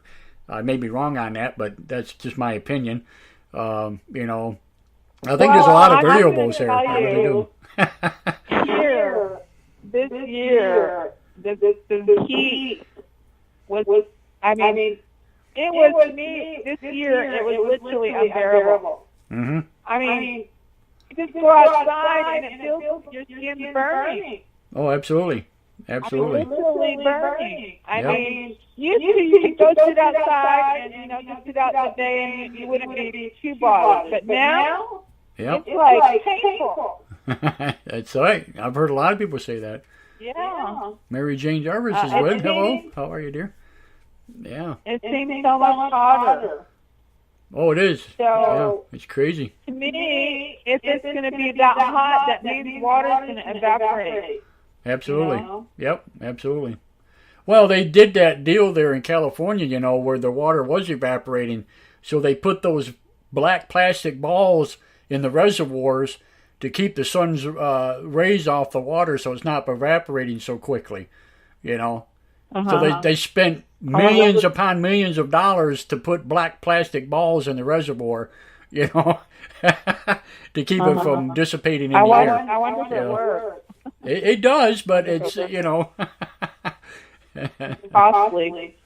Yeah. Welcome back, Leo. Leo said I had to reboot. His modem went down. Yeah. But, it's just been, everything has been changing. And like I said, the ascension is happening right now. There's a lot of, you go out and you look at the starry nights, we went out, was checking out the meteor showers here just, a week or so ago. Unfortunately, I couldn't get any really good photos or any good telescopic, whatever. We had storms coming in and stuff like that. But we got to see some awesome meteors that night. You know, it really was a beautiful show for a very short time, but it was lovely. But you know, but we got so much things happening out there. You know, and if you're looking at now, I signed up. I joined up with NASA outfit there. They all the time sending me updates on photos and different things that they're catching, like from the ISIS, you know, from the International Space Station, different things like that. So I'm pretty up to date on a lot of that stuff too. And they've been watching that hurricane that's heading towards Hawaii. You know, this thing is huge. Oh my goodness. Yeah. You know, Yeah. I'm like, if that thing ever hit anybody, they never survive. You know. There's a guy that there's another website that I try to watch. I don't know if anybody knows, but I think it's called Mr. MBRBB or something like that. Right. And he actually tracks the weather. He actually tracks the planets. He'll look at the whole planetary system, and he tracks the weather, what's going on the planet. And is he the same guy? Is he the same one that does the earthquake stuff too, or is that a different guy? Yeah. Okay. Yeah, no, it's the same guy. And he was showing that there's a typhoon that's out there right now. He said heading toward Japan and South Korea, and he said that the eye of this thing is 70 miles across. Oh my goodness! And he said, in tracking typhoons and hurricanes, biggest one ever recorded was only 50 miles across the eye. Isn't that something? This one is 70 miles across. You know. So, yeah. Maybe it's bringing back some of that radiational material. Some strange stuff happening, you know. Yeah, absolutely. Absolutely. It is. But like I said, you know, a lot of things are going on, you know, and like I was saying at the beginning of the show, you know, with these numbers stuff that's been hitting me lately and different things like that, all of a sudden I'm getting this awakening call. And it's like, okay, why? What is the reason? Is there something else to this? You know, is there... You know, so I got to keep on my toes, and I hope everybody else is keeping on their toes, because something else is happening here, you know. Yeah. And it's just a matter of a short time that we're going to find out. I honestly believe this, you know. Well, and I agree, it is happening, because what is going to happen to our planet when our polar ice caps melt? What's that going to bring to the human race, you know? Well, that's a good question, you know. Don't know. Are the seasons going to change back? Are they, you know... It's happening. It's happening. You know, without a doubt, it's happening. Yeah, absolutely. You know, what makes me sad is if that does happen, you're going to see, like, polar bears disappear because they need ice. Yeah. And we won't have any more polar bears. Unless they can evolve and adapt, which... I don't know if they can or can't. You know, I don't know if their DNA can change that quickly or whatever. Maybe. Yeah. You know. Possibly. Yeah. You know, we can just keep our fingers crossed and hope the best. But, you know. Yeah. That's all. Yeah. Well, think about it, because you know the ecosystem relies on that quite a bit. You know, when you're talking like seals and penguins and on and on and on, there is so much inhabitable, you know, animals and stuff alone just that inhabits that area. It's just phenomenal. You know, and it all has part to do with the ecosystem. And when you start breaking that down, then you got problems. So. Yeah, absolutely. Well, and then these animals have migratory patterns. Absolutely. Change. Yeah, well, it has changed. It's changed all the time. You know, look at all these whales that have been washing up on beaches and places that they've never been before. I mean, you know, crazy stuff like that. You know, migrational patterns have changed. Their sonars are all out of whack, you know. Crazy stuff like that, you know. Yeah, a lot of big changes happening in the animal kingdom. Absolutely. Yeah. So, I mean, and then have you been seeing the thing on how I've been seeing a few videos on it about how animals are changing too. Absolutely. I just mentioned this a few shows ago. Yes. How they're getting friendlier. They're allowing human contact more and more. They're communicating with humans more and more. Yeah, absolutely. Yep. And it's like they're coming to us for help. You know, that's the thing. You know. And how do you help them? If you see animals, I mean, and this is just me, but animals love humans. Yes. They literally love humans. But we treat them so horribly, you know, we treat them horribly. Some people do. And if we, you know, like I said, they kind of use whales that I've seen a lot of videos of how they've gotten, you know, tangled up in the netting and they come to people for help. Yep. You know, people help them get released from the netting or turtles or all kind of stuff. You know, and it's really strange how animals seem to be, like you said, changing too. It's weird. Yeah. It makes you wonder, I mean, is there something to that, or is it just the fact that they have no other choice but to come to us? I mean, you know what I'm saying? It makes me wonder, you know. In a way, I think we don't have, or I don't think we realize how intelligent the animals are, and the fact that animals, they feel. You know? Yeah, absolutely. And you know, and what's funny about this whole thing is, like I've stated before, throughout my whole lifetime, I've had this animal magnetism thing that's always been with me.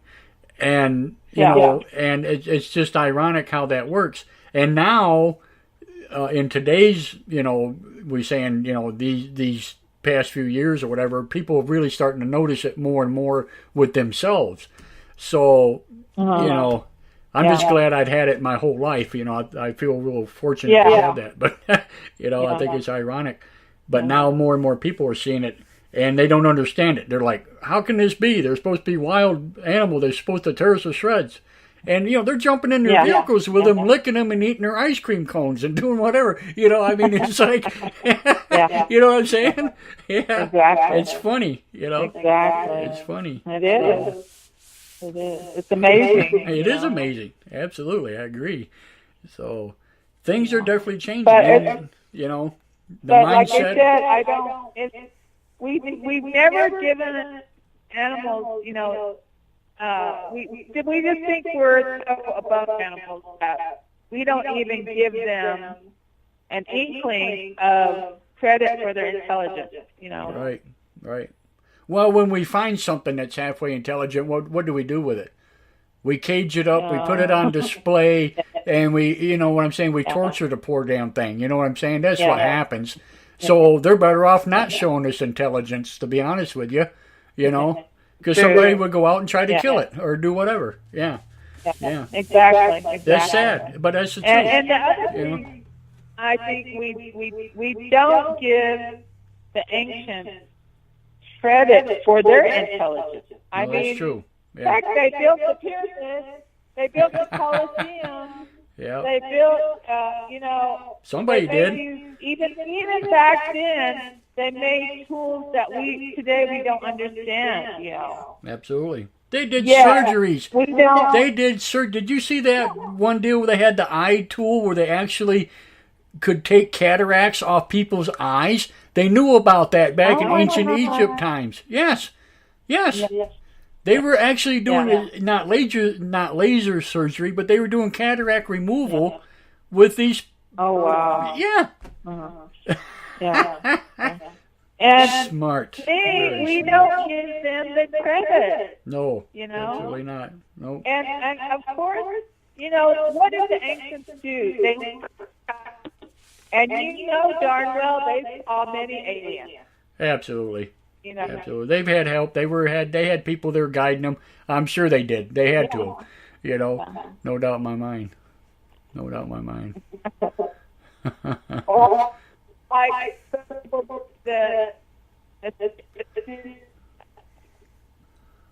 Well, we're kind of skippy. You know, oh. Now? No? Yeah, there you are. Yeah, you kind of skipped out on us there for a second. It's a cell phone, so. Yeah. Yeah. But we don't talk about,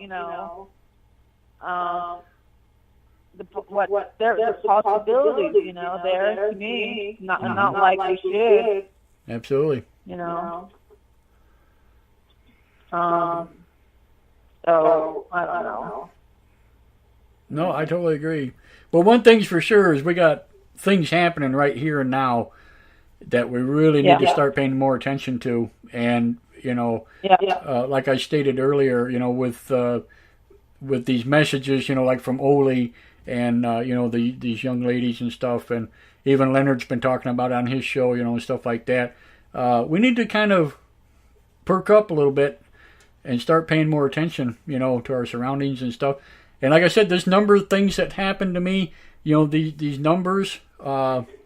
Normally I wouldn't pay much attention to stuff like that, but all of a sudden it's just been bombarding me. And it's like, okay, what is the deal here? It finally struck me that, hey, stupid, you got something here that's trying to tell you something, and isn't that ironic that I, of all people, would have that? You know what I'm saying? It's like, because you think I'd be more aware, right?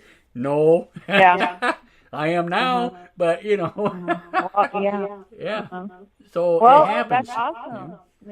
But, and I think a lot of it... Like I said, something's going on, like you said, and I'm like, for me, like I said, lately, my mind is towards that stuff, and I don't know what. Absolutely. Why I'm so focused on it right now, so. Yep, I agree. But maybe it's happening to a lot of people, Well, and that's like I'm saying, like somebody was asking me about the different numbers, and stuff like that, and like I stated, it's pretty obvious to me that when you see a particular row of numbers, whether it be ones or twos or threes or fours or whatever they are, that each set of those numbers has a different meaning to them. And, if you start seeing the numbers 2 or the numbers 5 or even 7s, or something like that, break it down, look into the, get online, start checking things out and seeing what these numbers are meaning to different people, what the census has to say about it, and take it from there, So that's the thing. Yeah. But like I said, I've been bombarded with this 11/11 thing for a few weeks, and it's just been kicking my butt until, a couple of days ago, and it's like all of a sudden I'm putting it all together, and I'm like, oh my gosh, it changes everything for me. Now, It's like, okay, so here's your sign. So interesting. Yeah. Interesting. Sharon says, Linda Brown says cat mutilations are up. Aliens don't take dogs. Probably tons of wolf to snatch up. Blah, blah, blah. Interesting. Cat mutilations. I haven't gotten into that much. Yeah. Yeah. No, me either. I did watch something with Linda the other day, but I can't remember what it was about. Yeah, I get notifications. She was on some kind of...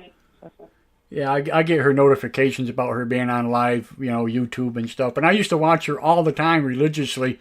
But and I don't want to say this to down anybody or to put anybody out or anything like that, but her and her colleagues, and I'm talking people like Giorgio and a few others, whatever, they have their own agenda that they stay with, and they don't usually cross that pathway. You know what I'm saying? Whether it's cattle mutilations or, whatever, they pretty much stay into that type of research motif, where what I'm into now is more of a spiritual thing, more into the enlightening, the mindset, the whole, the whole ordeal. You know what I'm saying? So, it all works together. It's in the same grouping. It's in the same box, but, different packages, I guess is how you want to put it. So, But like I said, there's been more and more shows on TV coming up. People all of a sudden are starting to watch more and more programming. So, I'm not going to rely on the government to come out and say, we're going to disclose this and disclose that. As a matter of fact, if they did, I'd be awful worried about what the back door is. You know what I'm saying? Yeah. Honestly. Why are they doing Yeah, that? exactly. Yeah. Something else is going on. So I'd be very, very careful with that. I really would. But that's just me. That's, because we know what they've done in the past. So, I understand that. yeah. You never know. Yeah, that's just it. And, like I said, a lot of people, there's a lot of conspiracies out there. My gosh, there is so much of it. It's so hard to wade through it, So you got to follow what you know and what you perceive to know, you know what I'm saying, and how you feel. I mean, Yeah, true, exactly. But if you look, so look at our entertainment. Look at our movies, and you'll see. I mean, just like with Star Trek. Sure. A lot of that technology we're using today. Absolutely. Where back in that day, we would never have imagined it ever. But what were we doing? Even today, But what were we doing back then? Do you remember? What were we doing back in the days of Star Trek? We were sending men to the moon. We were making rocketry. Yeah. We were going beyond where no man's gone before. You know what I'm saying? So what I mean, just like I think I sent you a little email on that, and you see, like even on Star Trek, the show, the original, how there were different races, different peoples, and absolutely. And to me, that's what our universe is. It's probably full of life that. Because our planet is so tiny, and we can't even get to our moon, or that's what I believe. I mean, we barely got to our moon. And we can't get beyond our moon. Right. And so way out there's probably so much life that we don't. Oh, absolutely. Absolutely. Yeah. And there's good ones, and then there's going to be bad ones, Yeah. Exactly. I personally think our planet is so small that we're not that much of a, Yeah. Sharon says the Greys are not so scary. It's the manatees, the mantis plus other kind out there. Yeah. Exactly. Well, and I agree with her because, again, look at our movies. All of our movies aren't about nice aliens. And that's just it. Look what they did with Fire in the Sky, with and stuff. Why would they do that? Why would they do that? They took it was just an entertainment and entertainment. Exactly. And what did he say about it? He said everything they said in that movie was BS, right? Didn't he say that? Yeah. He did. He has a totally different story about what happened. Exactly. Yeah. And he wants to make a second movie, but they won't do it. I think it's funny. Well, I believe his story. I do too. Said, Absolutely. Absolutely. I believe him 100%. But like I said, I don't believe that everything in the universe is going to be friendly, so. Well, no, I'm not saying that either. No, and it's a scary thought because, and that's a good scenario. Now, we were just talking about Fire in the Sky with, I just got his name on my tongue there. With Travis Walton. And his experience when he was abducted was a full body abduction, taken aboard a craft and whatever. And he had some scary entities that he had to deal with. See, in his story, the entities that he encountered were actually some of the entities he saw were actually humanoid. Right. He encountered a female and he encountered a male. He said the male looked like he was in some type of astronaut suit. Right. Right. And he said that they had no emotion.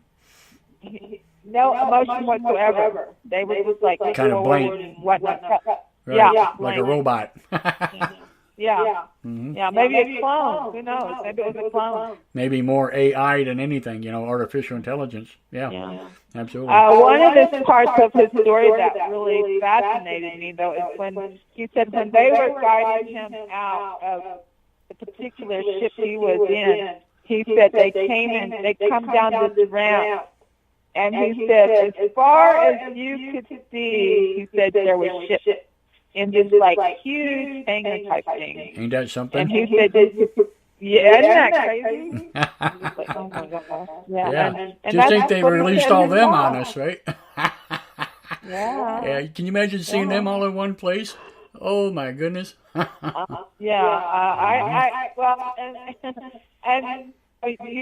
always say, "Oh, the government doesn't want to disclose because people's going to go crazy." They might if that happens. I think.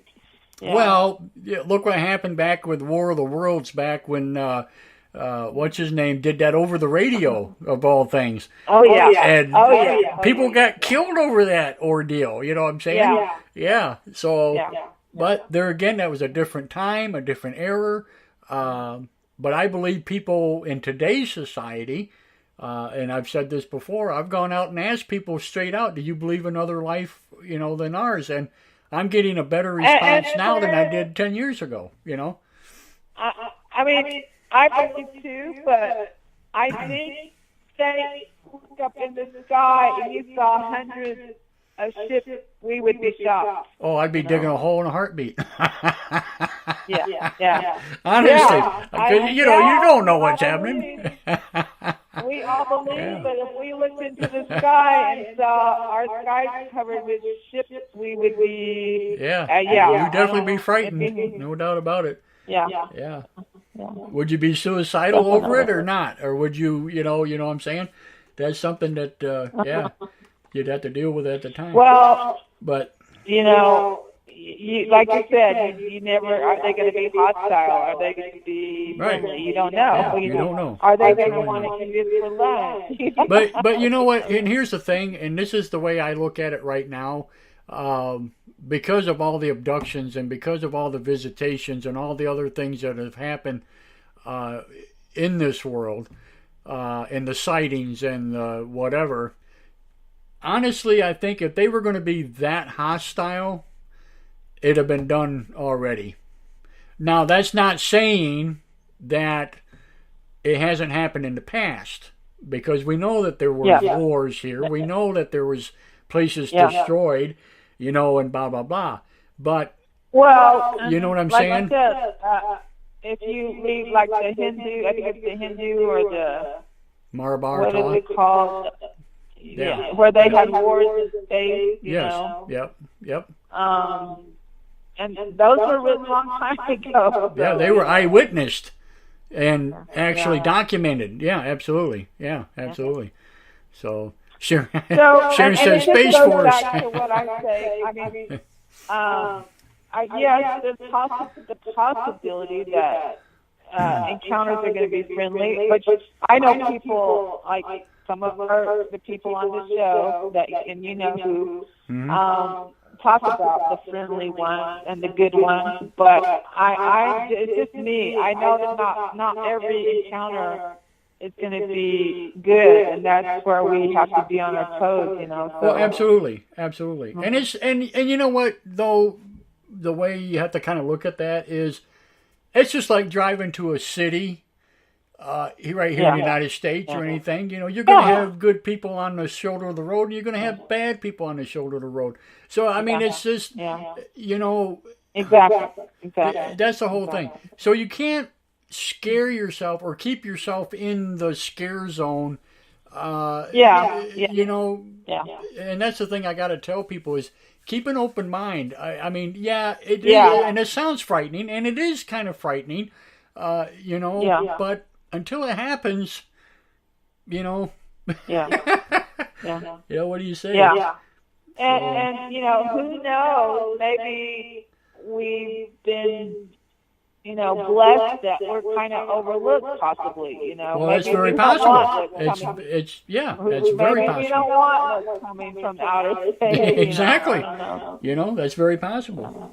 And that was another thing too that and it's been said many times in the past that the human race was actually produced as a subspecies of the alien ET, whatever, to get away from the other bad stuff, and whatever.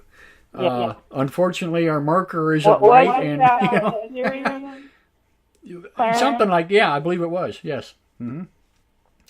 So, but who knows for sure? And I posted this the other day, and I heard this somewhere. It's how life was possibly seeded by asteroids. Right. So, well, that's just it. Yeah. I don't know. Good question. It's been brought up. There's so many mysteries that we won't ever know all the mysteries. So they're interesting to contemplate. But, Richard asking, he says, "Why are they doing a space force out of nowhere?" Really? Now that is a really good question. Well, it's ironic because really nobody really knows what he really means by space force. You know what I'm saying? People are speculating it's going to be an army, and other people, it's just nobody. And it's his wording. That's the thing. You don't know. What is Space Force don't speculate on that yet, because we don't even know what Space Force is supposed to mean. I mean, seriously. Do we have spaceships already? Right. How are we flying space? Exactly. We don't have a spaceship. Yeah. It's been speculated a couple different ways. It's supposed to be asteroid busting kind of project. It's supposed to be a military project to keep bad aliens from coming after us, which, I think is kind of far-fetched. But, I mean, and then you got the ones that claim that there's bases on the moon, and, this is part of that, and so on and so forth. So maybe, maybe that's part of the disclosure part. I don't know.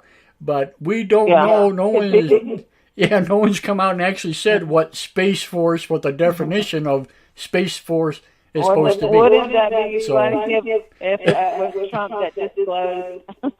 Hey, why not? He's doing good so far as far as I'm concerned. But I mean, he might. He very well could, And so who knows? But a lot of people don't like him. I'm not going to get into this real political thing, but a lot of people don't like him, and a lot of people do. And so far, I really don't have much of an opinion. He's done everything he said he's supposed to do, and so far he's done it. So I can't really say anything. But I don't know. Yeah, I'm from the opposition. That's okay. That's okay, AJ. You'll have that. Yeah, you'll have it. Yeah, I'm the opposition. But it's politics and religion. You don't want to go that way because too many people get offended. And, Exactly. Now, Julie says she heard that it was a satellite security thing, which very well could be.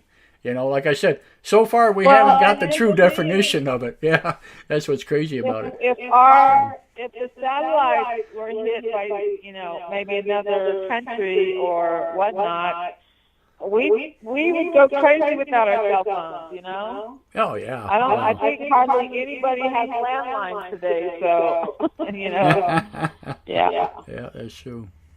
Yeah. We all live with our cell phones, so yeah. You're welcome, Sharon. Thank you. Yeah. Sharon says, good show. Gotta take the dog out. But I forgot what I was going to say. It's kind of funny. So, Claire, have you seen some of those pictures that show, poles and part of the Antarctica? And you know what? And here's the thing that bothers me about pictures all of a sudden. I mean, seriously, especially this many. is the fact Yeah. that we have been flooded and flooded and flooded with video and picture and and all of the CGI work and the you know what I'm saying, the photoshops and the this and that and whatever. Yeah. Oh my Well, gosh. it's hard to believe stuff today. It is. It's really tough and it's hard to believe. So without nitpicking through the whole pile, you know what I'm saying? And I just look at it, and if I find something that's really, truly interested, I'll stick with it for a while, and I'll check it out, do whatever I can. But so far, I just haven't had that one that says, bang, here it is. You know what I mean? So, Yeah. But, Exactly. hey, my mom's in there. Hi, Mom. How you doing? My mom showed up. Nice to see her. Hi. Cool. She's in the live room. But, yeah, I mean, there's a lot of things going on. People speculate that there's underground bases that are going to be revealed, and this and that and whatever.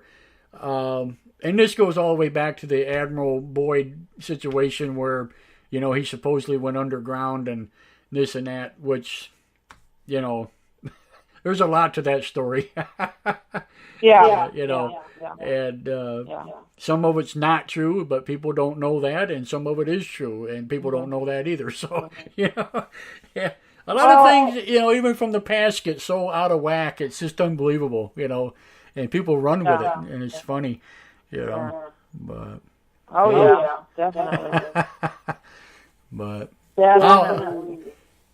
And then trying to deal with what's happening now in today's thing, and whatever is so tough to keep up with, and there's so much going on. There is so much going on, but I definitely had to tell people about my ordeal in the past few days, and with the numbers game and with all this information I've been getting from other people and different things like that, and just this whole enlightening thing going on.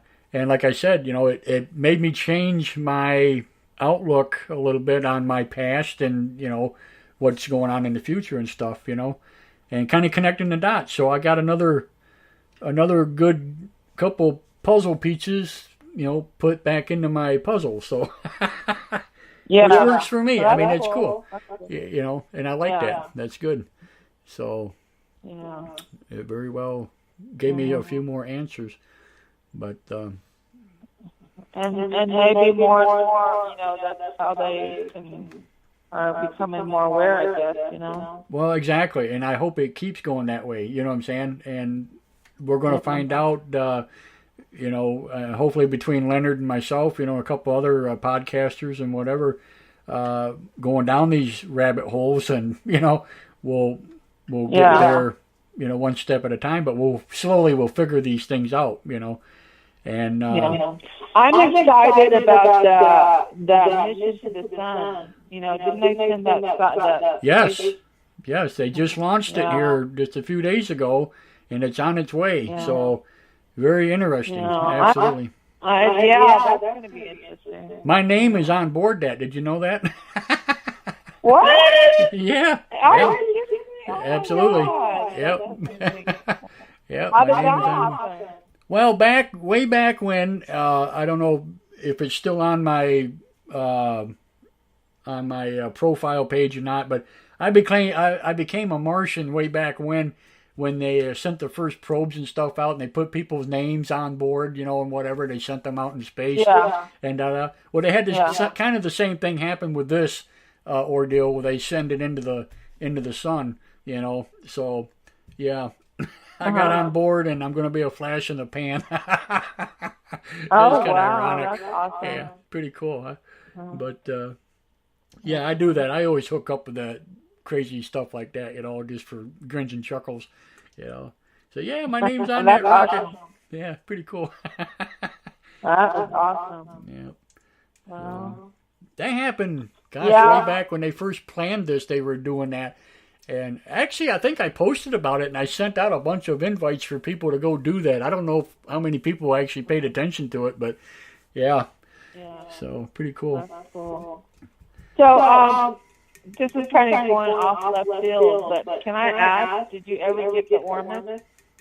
Actually, I ordered it, and it takes a while, for her to get it all around and doing whatever and send out the orders. So it is on order, and I will definitely let everybody know when we get it, and we'll we'll do our thing, and I'm going to do it, in front of everybody, and we'll see how it works. So I'm keeping my fingers crossed, but maybe this is part of it.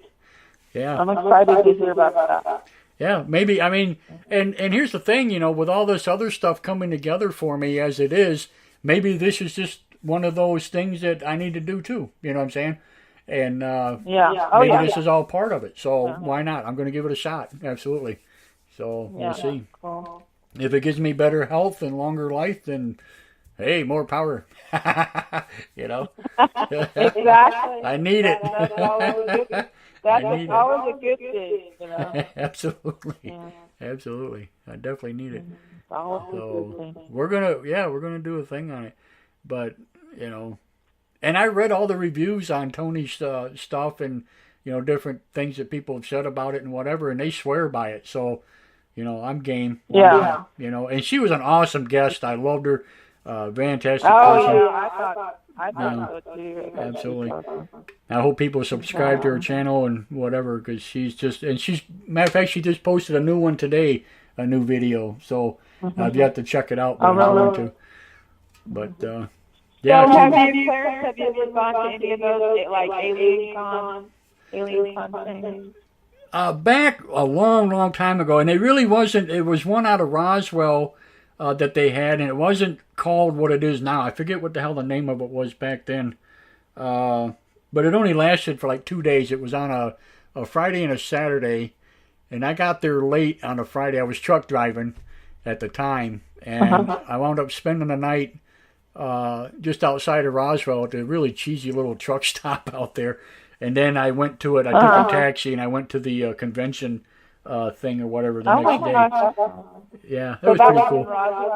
It was just outside of Roswell. Yeah, I can't think what the hell the name of it was, but a lot of local people, a lot of not like big name people, but there was some. Matter of fact, Mars, Mr. Mars. Of course, he died now. He's no longer with us, but he was there the day before, and that's who I wanted to see, and I wound up missing him. So but yeah, there was a couple other people. But, and here's the thing that kind of upsets me about these places like this. And I know it's about the money. They want you to pay to get your picture taken with them. Now you got to pay to get their autograph. Now you got to pay damn near to just to shake their hand. You know what I'm saying? I just don't agree with all of that. I really don't. So, it put a bitter taste in my mouth when I got to hearing this and looking at it and doing whatever. And I'm like, I don't think I'll ever go to one of those. Just for that reason, Oh, yeah, definitely. So, I've never been.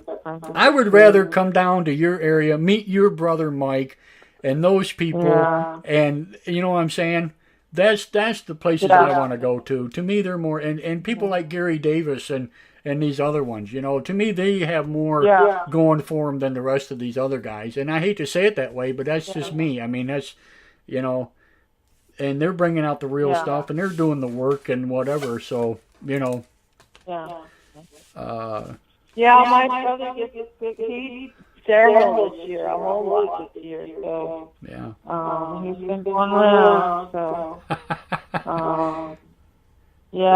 and he everywhere he goes, him and John get a really good reception for their presentation. So fantastic. Yeah. That's great. I just wish I could go with them. Yeah, I'd like to see it on video or something. Too bad you guys couldn't videotape it and put it on a YouTube channel. Have you seen this video on the internet? There is one on there of him and John. Really? On YouTube. Yeah. I'm gonna have to check that out. Yeah, I didn't know that. No, I was looking, but I haven't seen anything. Yeah.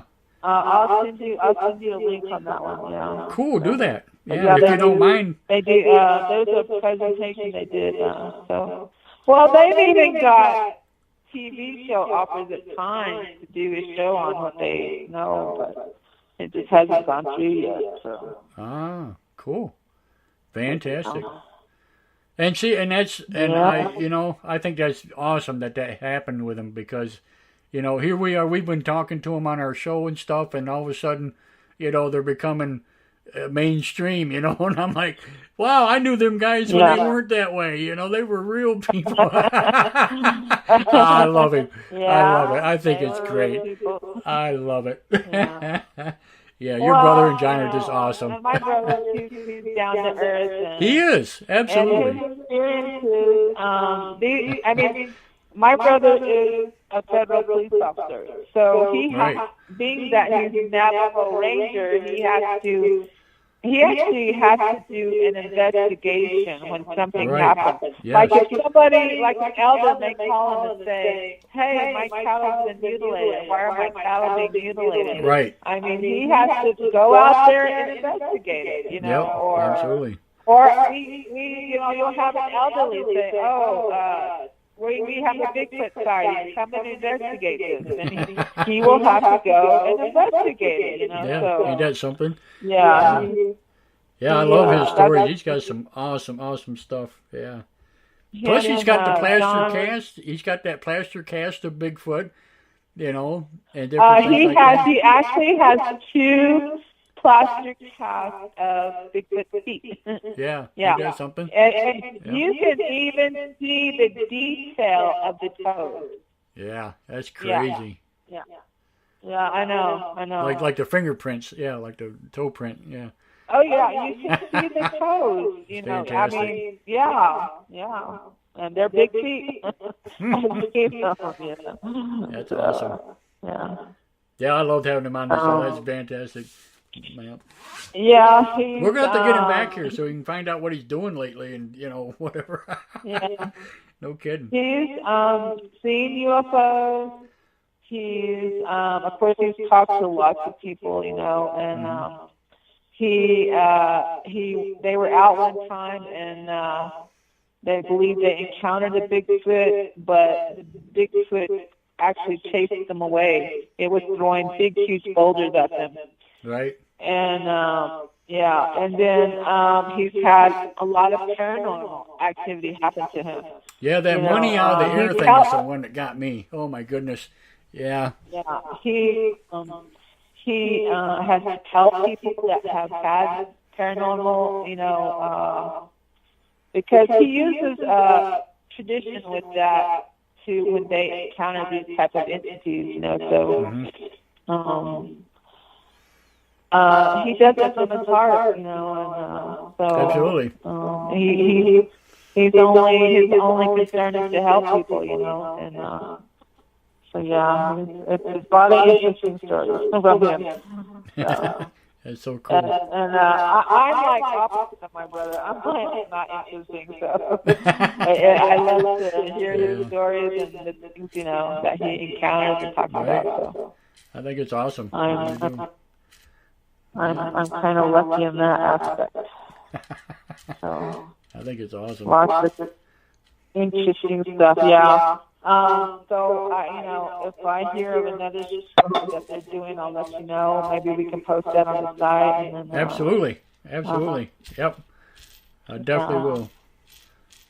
Yeah, I should have told you about the one in Denver, but I kind of spaced that out. But yeah, they had 2 shows in Denver, and in one of the shows they presented in MUFON. So yeah. Wow, that's awesome.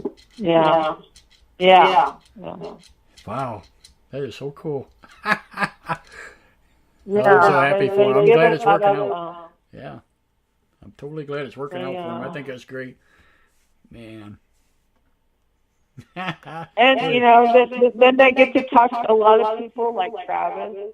Right. They get to talk to people like Stanford Friedman. What's his name? That one guy. Oh my gosh, he's real popular. Not Giorgio, but David one of the top guys in the field. Say that again. David Childress? Not him. I think they have talked to David Childress, but there was the other guy. Oh my gosh. He wears glasses, kind of long hair, not so long, but shoulder-length hair. What is his name? Oh my gosh. He's real popular. I can't remember his name. And they talked to him. Yeah, I'm trying to So yeah, in this field they've got to talk to a lot of people in this field. So cool. yeah. They talked many times with Clifford Mahooty. No kidding. I think he's awesome. Yeah, he is. He's pretty cool. Yes, absolutely. Yeah. Not many people know who that is, but I think it's kind of funny. Yeah, he's the Zuni elder. Yep. That talks about the star people, the ant people. Yeah. I wonder, I was going to ask Gary Davis, has he ever had contact with him or not? I should message him and ask him about that, just out of curiosity. I think they were at, if it was Dulce, I'm not sure if it was this year, but I think it might have been last year, but Clifford was there. And, yeah. Clifford's just, to me, is a very interesting person, Yeah, absolutely.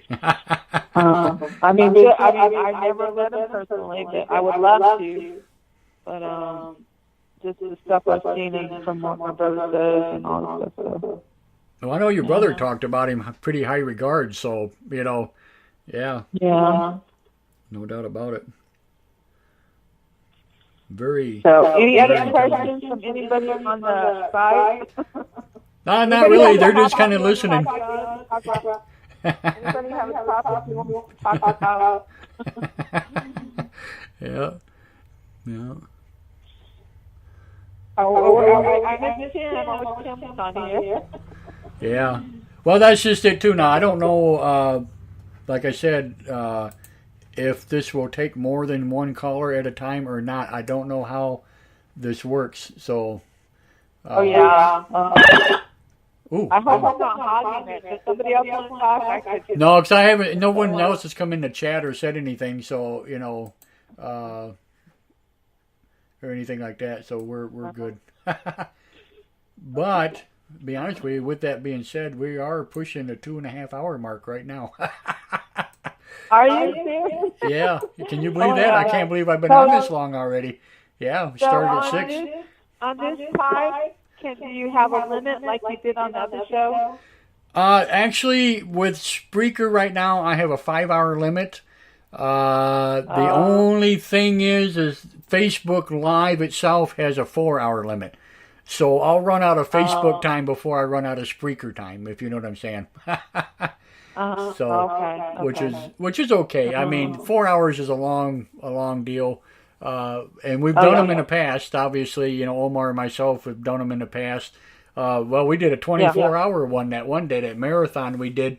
Wow, yeah, that was a long, but a great show, yeah.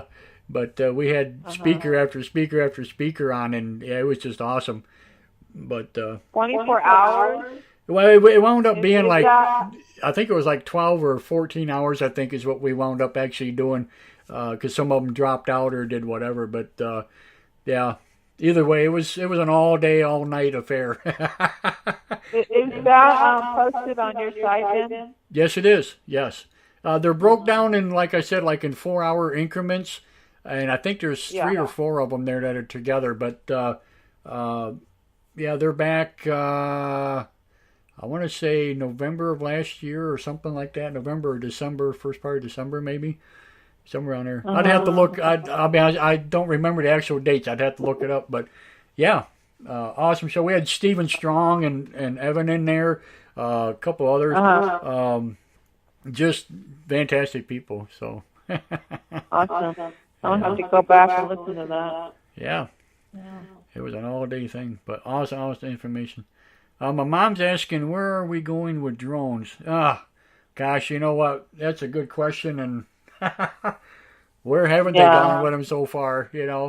They've been spying on us for years with them. Now all of a sudden everybody owns one. Yeah, Crazy. true. Yeah. True. They were first introduced for military use, and now you can buy them out of Walmart. Now, kids can get them. Yeah. But I mean, they're not like the drones the military have. They're like, the drones they use are half the size of an aircraft, if you know what I'm saying. But still big, But yeah. I don't know, man. It's a good question. Where are we going with drones? Because I know we're getting to see a lot of interesting videos and footage of stuff, which normally we wouldn't see. Right. So that I do like the aspect of it, but I don't think I'd want a drone up in the sky looking down on me. Exactly. Well, that's what Mom was asking. What are the real purpose? The real person for the drone, to begin with, was for military warfare. That's what it was about. You could actually fly a drone in, and certain missiles were laser guided, and they would shoot this laser from the drone to the target, and it would, allow them to do that without having to be 100 miles away. So that was. I heard stories of course, this was in the Middle East, where those people were just complaining because I guess they make a loud noise, and some of them did. All they were hearing was these joints, Yep. Some of them did. Drones, yeah. And of course they were dropping bombs or however they, some of them, were. Yep. They did arm some of them, absolutely. They used them to blow up different places, and absolutely, yeah. Bunkers and whatever. So most of them were used for military. That's what they were designed for. And then they got downsized and smaller. Now people are using them to take pictures with and flying them all over the neighborhoods and spying on your dog and whatever. Yeah. Yeah. I mean, like I said, I've seen some awesome videos from people that have from Joy. And Joy. Yeah. So in that aspect, it's interesting what you can see from up there. Absolutely. I actually thought about getting one myself, but I just haven't had the time or the money or the whatever to monkey around with it, But I can see where it could be a useful tool for what I do, But exactly. When I take the camper out on the road and whatever, I can zoom it up in the air and do a live show, kind of like Bill Peters does with the Slice, he does a lot of drone footage. Oh, so that's pretty cool. Yeah. That'd be interesting. So. To do, I don't know if they'll allow you, but I mean, like say if you went to Chocolate Canyon and you could do a drone, I don't know if they allow it. Yeah, there's still certain places that you can't fly them, and there's certain sizes, of course, you can't use either. I mean, they're, different things. So the laws are changing all the time about them. So it wouldn't surprise me, But some of them can get pretty expensive. So do you think some of the UFO sightings are drones? This day and age, it very well could be. Absolutely. Yeah. Absolutely. Yeah. And I've heard that in the past, too, where people say, it's just a drone, Well, how the hell can you tell? Especially if it's dark. Yeah, you can't really tell at nighttime unless you really know what's going on. But, But it wouldn't surprise me any. There'd be a lot of hoaxes with drones at night. I'd be afraid of running into something like a power line or whatever at nighttime. That would be my thing. Yeah, I'd get it tangled up in somebody's backyard or in a tree or something. That'd be my luck. That wouldn't be good. But, funny stuff. Just technology is advancing, so things like that are common, Eyes in the sky. Yeah, absolutely. Crazy stuff. But I can see, where a drone would actually work for like news people and stuff like that. Instead of flying around in a helicopter, they can use a drone now, and cost efficient, whatever, We're going to be using more drones and more robots for stuff. Yeah, the robot thing I'm kind of worried about. I don't care for that at all, but, there's some good aspects to certain things, and then other things I wish they would never even bother with, but, Yeah. Well, they're messing with AI now, and that's what scares me. You know. Oh yeah. Yep. When I see that stuff, I said, "Did you people not watch Terminator?" Exactly. Yeah. Well, this is why Facebook has been so glitchy with people booting them off and you know, putting them in Facebook jail and stuff like that. Is because of the AI they're using. You know, and like we said before, you say certain keywords, or you like a post, or you like too many posts at once, or whatever. It causes this thing to trigger, and then next thing you know, you're put in jail. You know, in Facebook jail. Yeah. So you gotta be careful. If you meet their parameters for that algorithm, then you end up in jail That's or it. something. Yeah, exactly. Yeah, exactly right. I've been noticing that a little lately.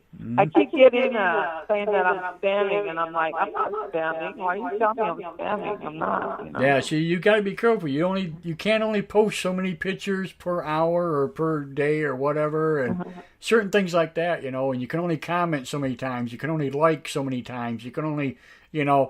And if you go beyond their boundaries, and I don't even know what their boundaries are. But yeah, if you go beyond that boundary, then it throws a red flag in their system, and bang, you know, there you are. So it's possible I do that. yeah, it all depends. So if you're posting a lot or commenting a lot, you know, stuff like that, then yeah, you're probably susceptible, you know. Yeah. And then it takes forever. Yeah, then it takes forever to get a real person to look at your problem and say, yeah, okay, we're sorry. You know. Oh yeah. Good luck with that. Yeah. Did you encounter a lot of that with your show? You know, so far, knock on wood, I'm about the only one that Facebook hasn't monkeyed with. Seriously. Oh really? Yep, I haven't had one bit of problem as far as that goes.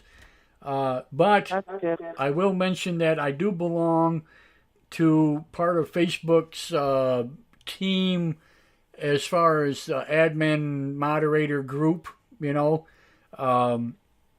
They pulled me in as a study kind of thing or whatever, and we leave comments and talk about different things that we like to see Facebook doing and blah, blah, blah, and you know, how things are running and stuff like that. Awesome. So that's, and I was really shocked when they asked me if I'd join up.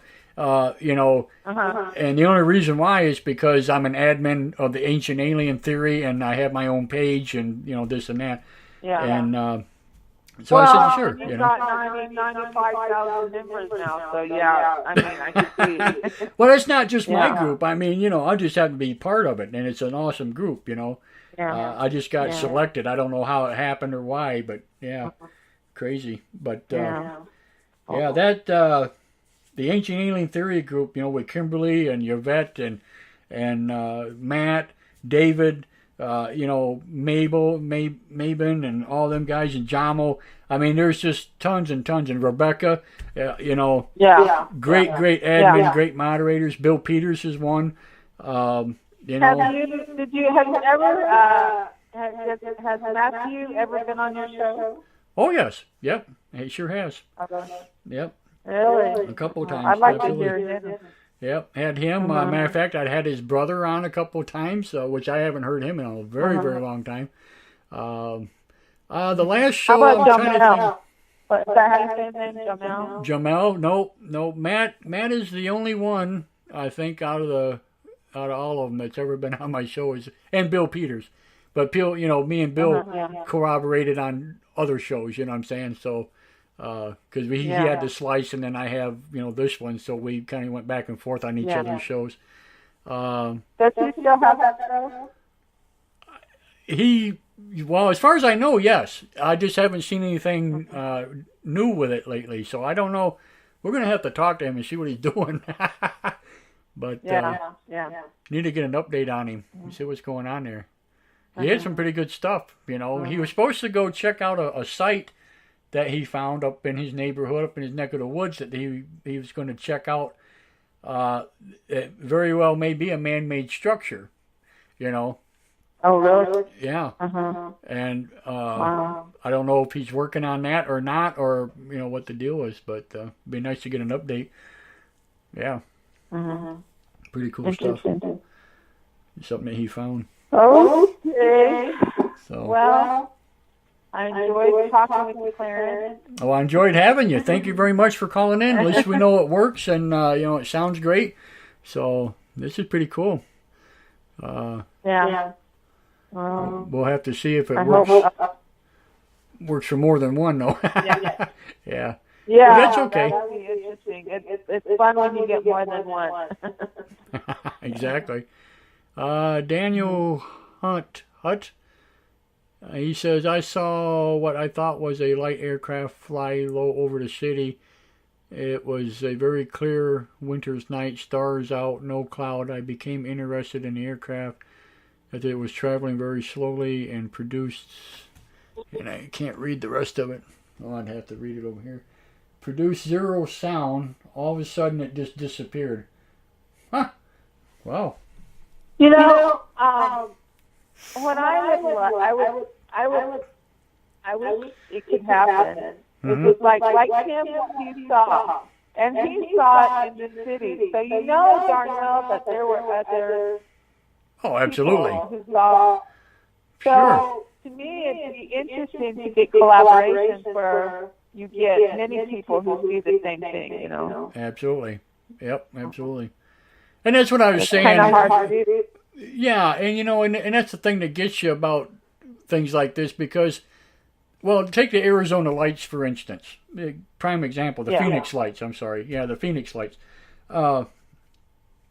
You had all these eyewitnesses that came forth, plus you had cops, and then again, of course, the governor, because who believed him? I saw that, Clarence. I mean, I was watching the TV when it was starting to happen, and people were like, "What is that?" I remember that. There you go. Yeah, isn't that crazy? So I mean, you got all of these people statewide that seen this thing and whatever, but yet all these other people are still skeptical, and it's like, are you kidding me? How can you not?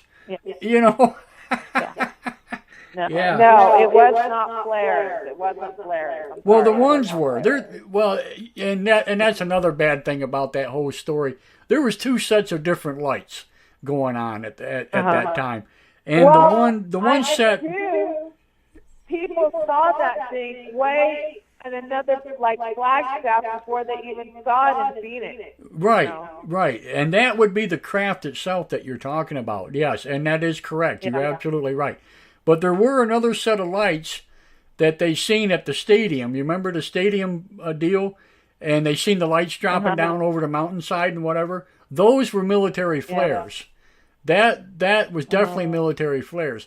And people get that story confused with both of those because they happened on the same night.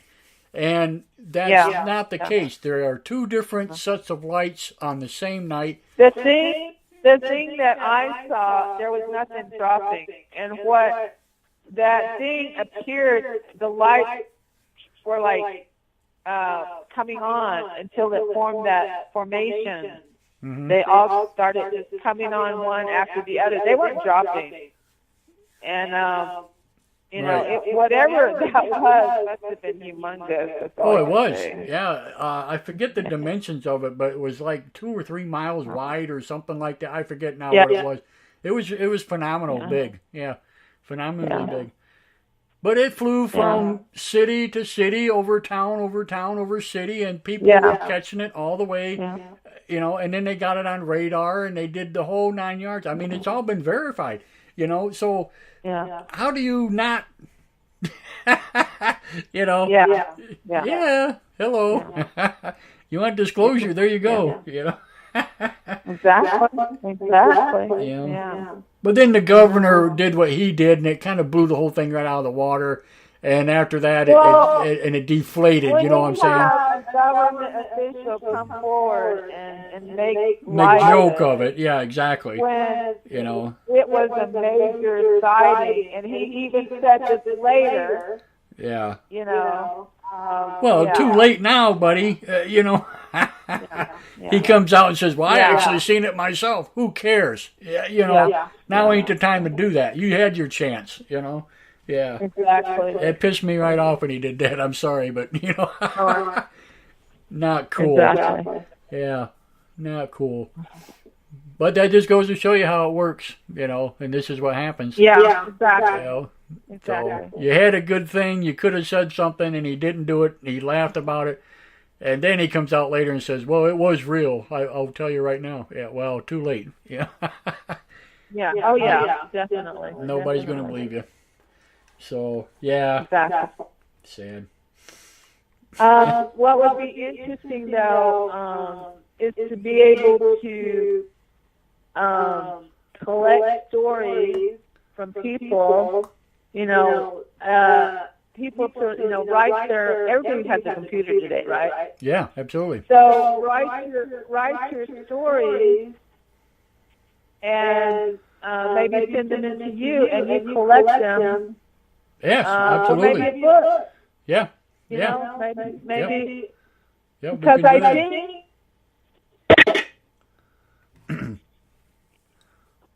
Oh, did we lose you? Oh, we're squawking. You have a headset plugged into that? Is that what you got going? I'm wondering.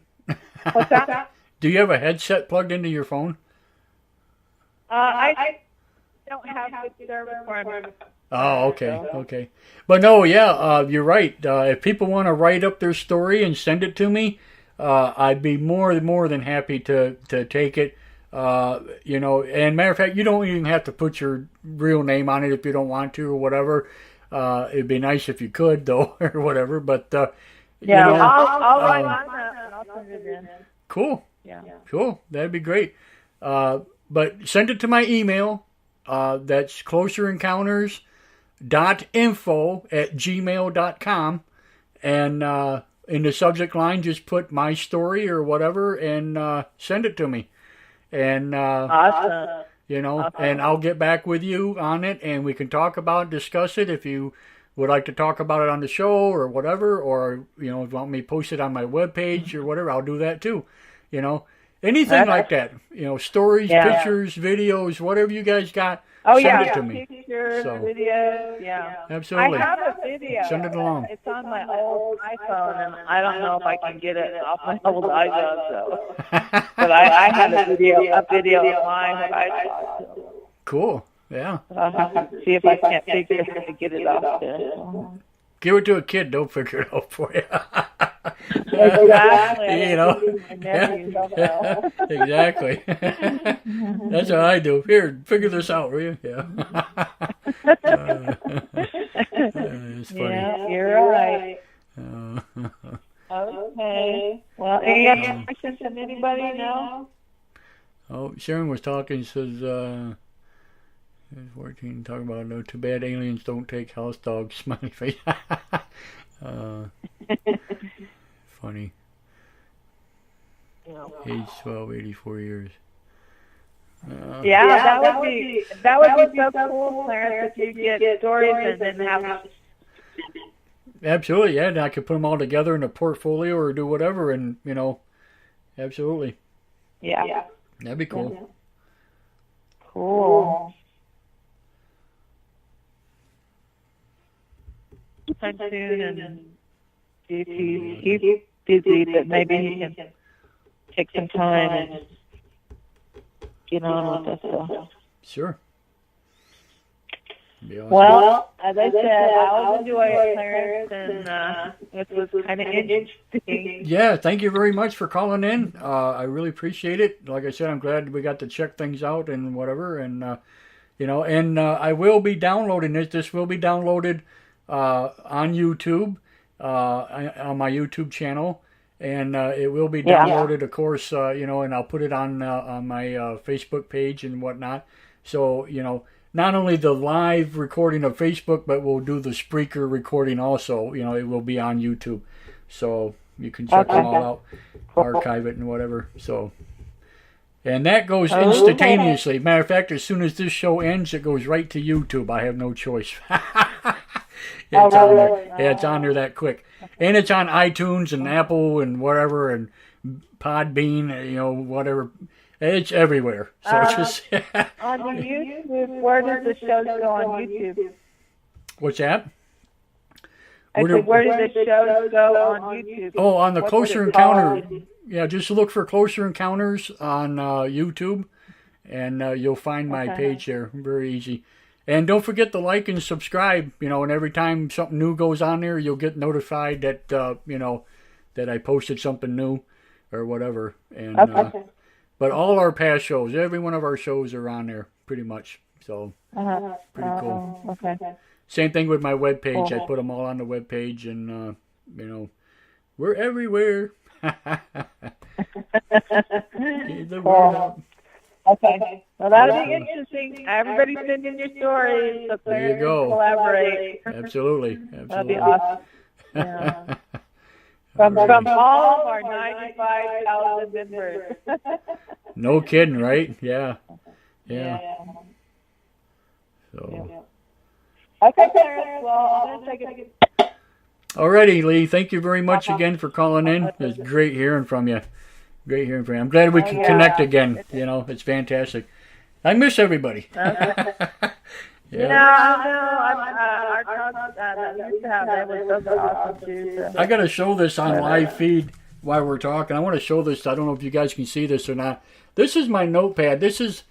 And it don't have people. It just has the area code with all their names and stuff next to them. These are all the people that I've had on this show that have been have been guests over and over and over again, and it's just amazing, So yeah, I miss these people and I want these people back, So hopefully we'll get them back, slow but surely. Oh yeah. Cool. You hear that, Tim? Yeah, there you go. Yeah. All these people, so pretty awesome. Okay. All right, then. I'm going to say good night, then. Night, everybody. And it's good talking to you again, Clarence. Yes, you too, Lee. Thank you very much. You have an awesome night now. Okay, well, you too. Good night. Good night. Bye. Okay, fantastic. That was Lee Stacy, as you all know. Fantastic. Her brother, like I said, he's a federal investigator, on the res, and does some awesome work. And Lee's always been a long-time member and a fan of us, and fantastic people. Love her to death. So, awesome. Alrighty, well, with that being said, look at this. We're pushing 3 hours now all of a sudden. So I think we're going to call her a night. And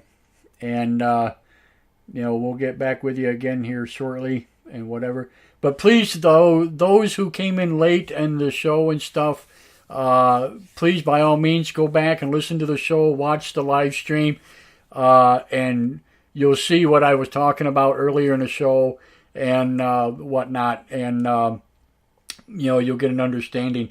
But like I said, the ascension's happening. If you're starting to see numbers and things, pay attention, because something's trying to give you a message, and this is the whole key to this. So, I had to change my outlook on things, and it, like I said, I finally got another piece of the puzzle that I can put together now. So that's pretty awesome. Good stuff. So with that, I want to wish everybody a great evening. I'm glad everybody showed up. I will be back. I got 4 midnights to do at work. So probably my next show will be, well, let's see, Tuesday, Wednesday is Leonard O'Neill's show, and Orion Rising. That's every Wednesday night, so you guys keep that in mind. That's also here on Spreaker. And I'll probably do mine again on Thursday, next Thursday. So a week from tonight, we'll do another show. So keep that in mind. Unless something else comes up, or whatever, maybe during the daytime or something, or whatever, I'll pop in or something. But most likely Thursday night will be our next show. So keep that in mind, and I'll keep you posted on what's going on and da-da-da. So we'll do it that way. So in the meantime, thank you all very much for showing up. Glad you were here. Again, Lee, thank you for calling in. And we know that all works, so that's pretty cool. In the meantime, I wish you all best of everything. And please, keep your eyes to the skies. Thank you all.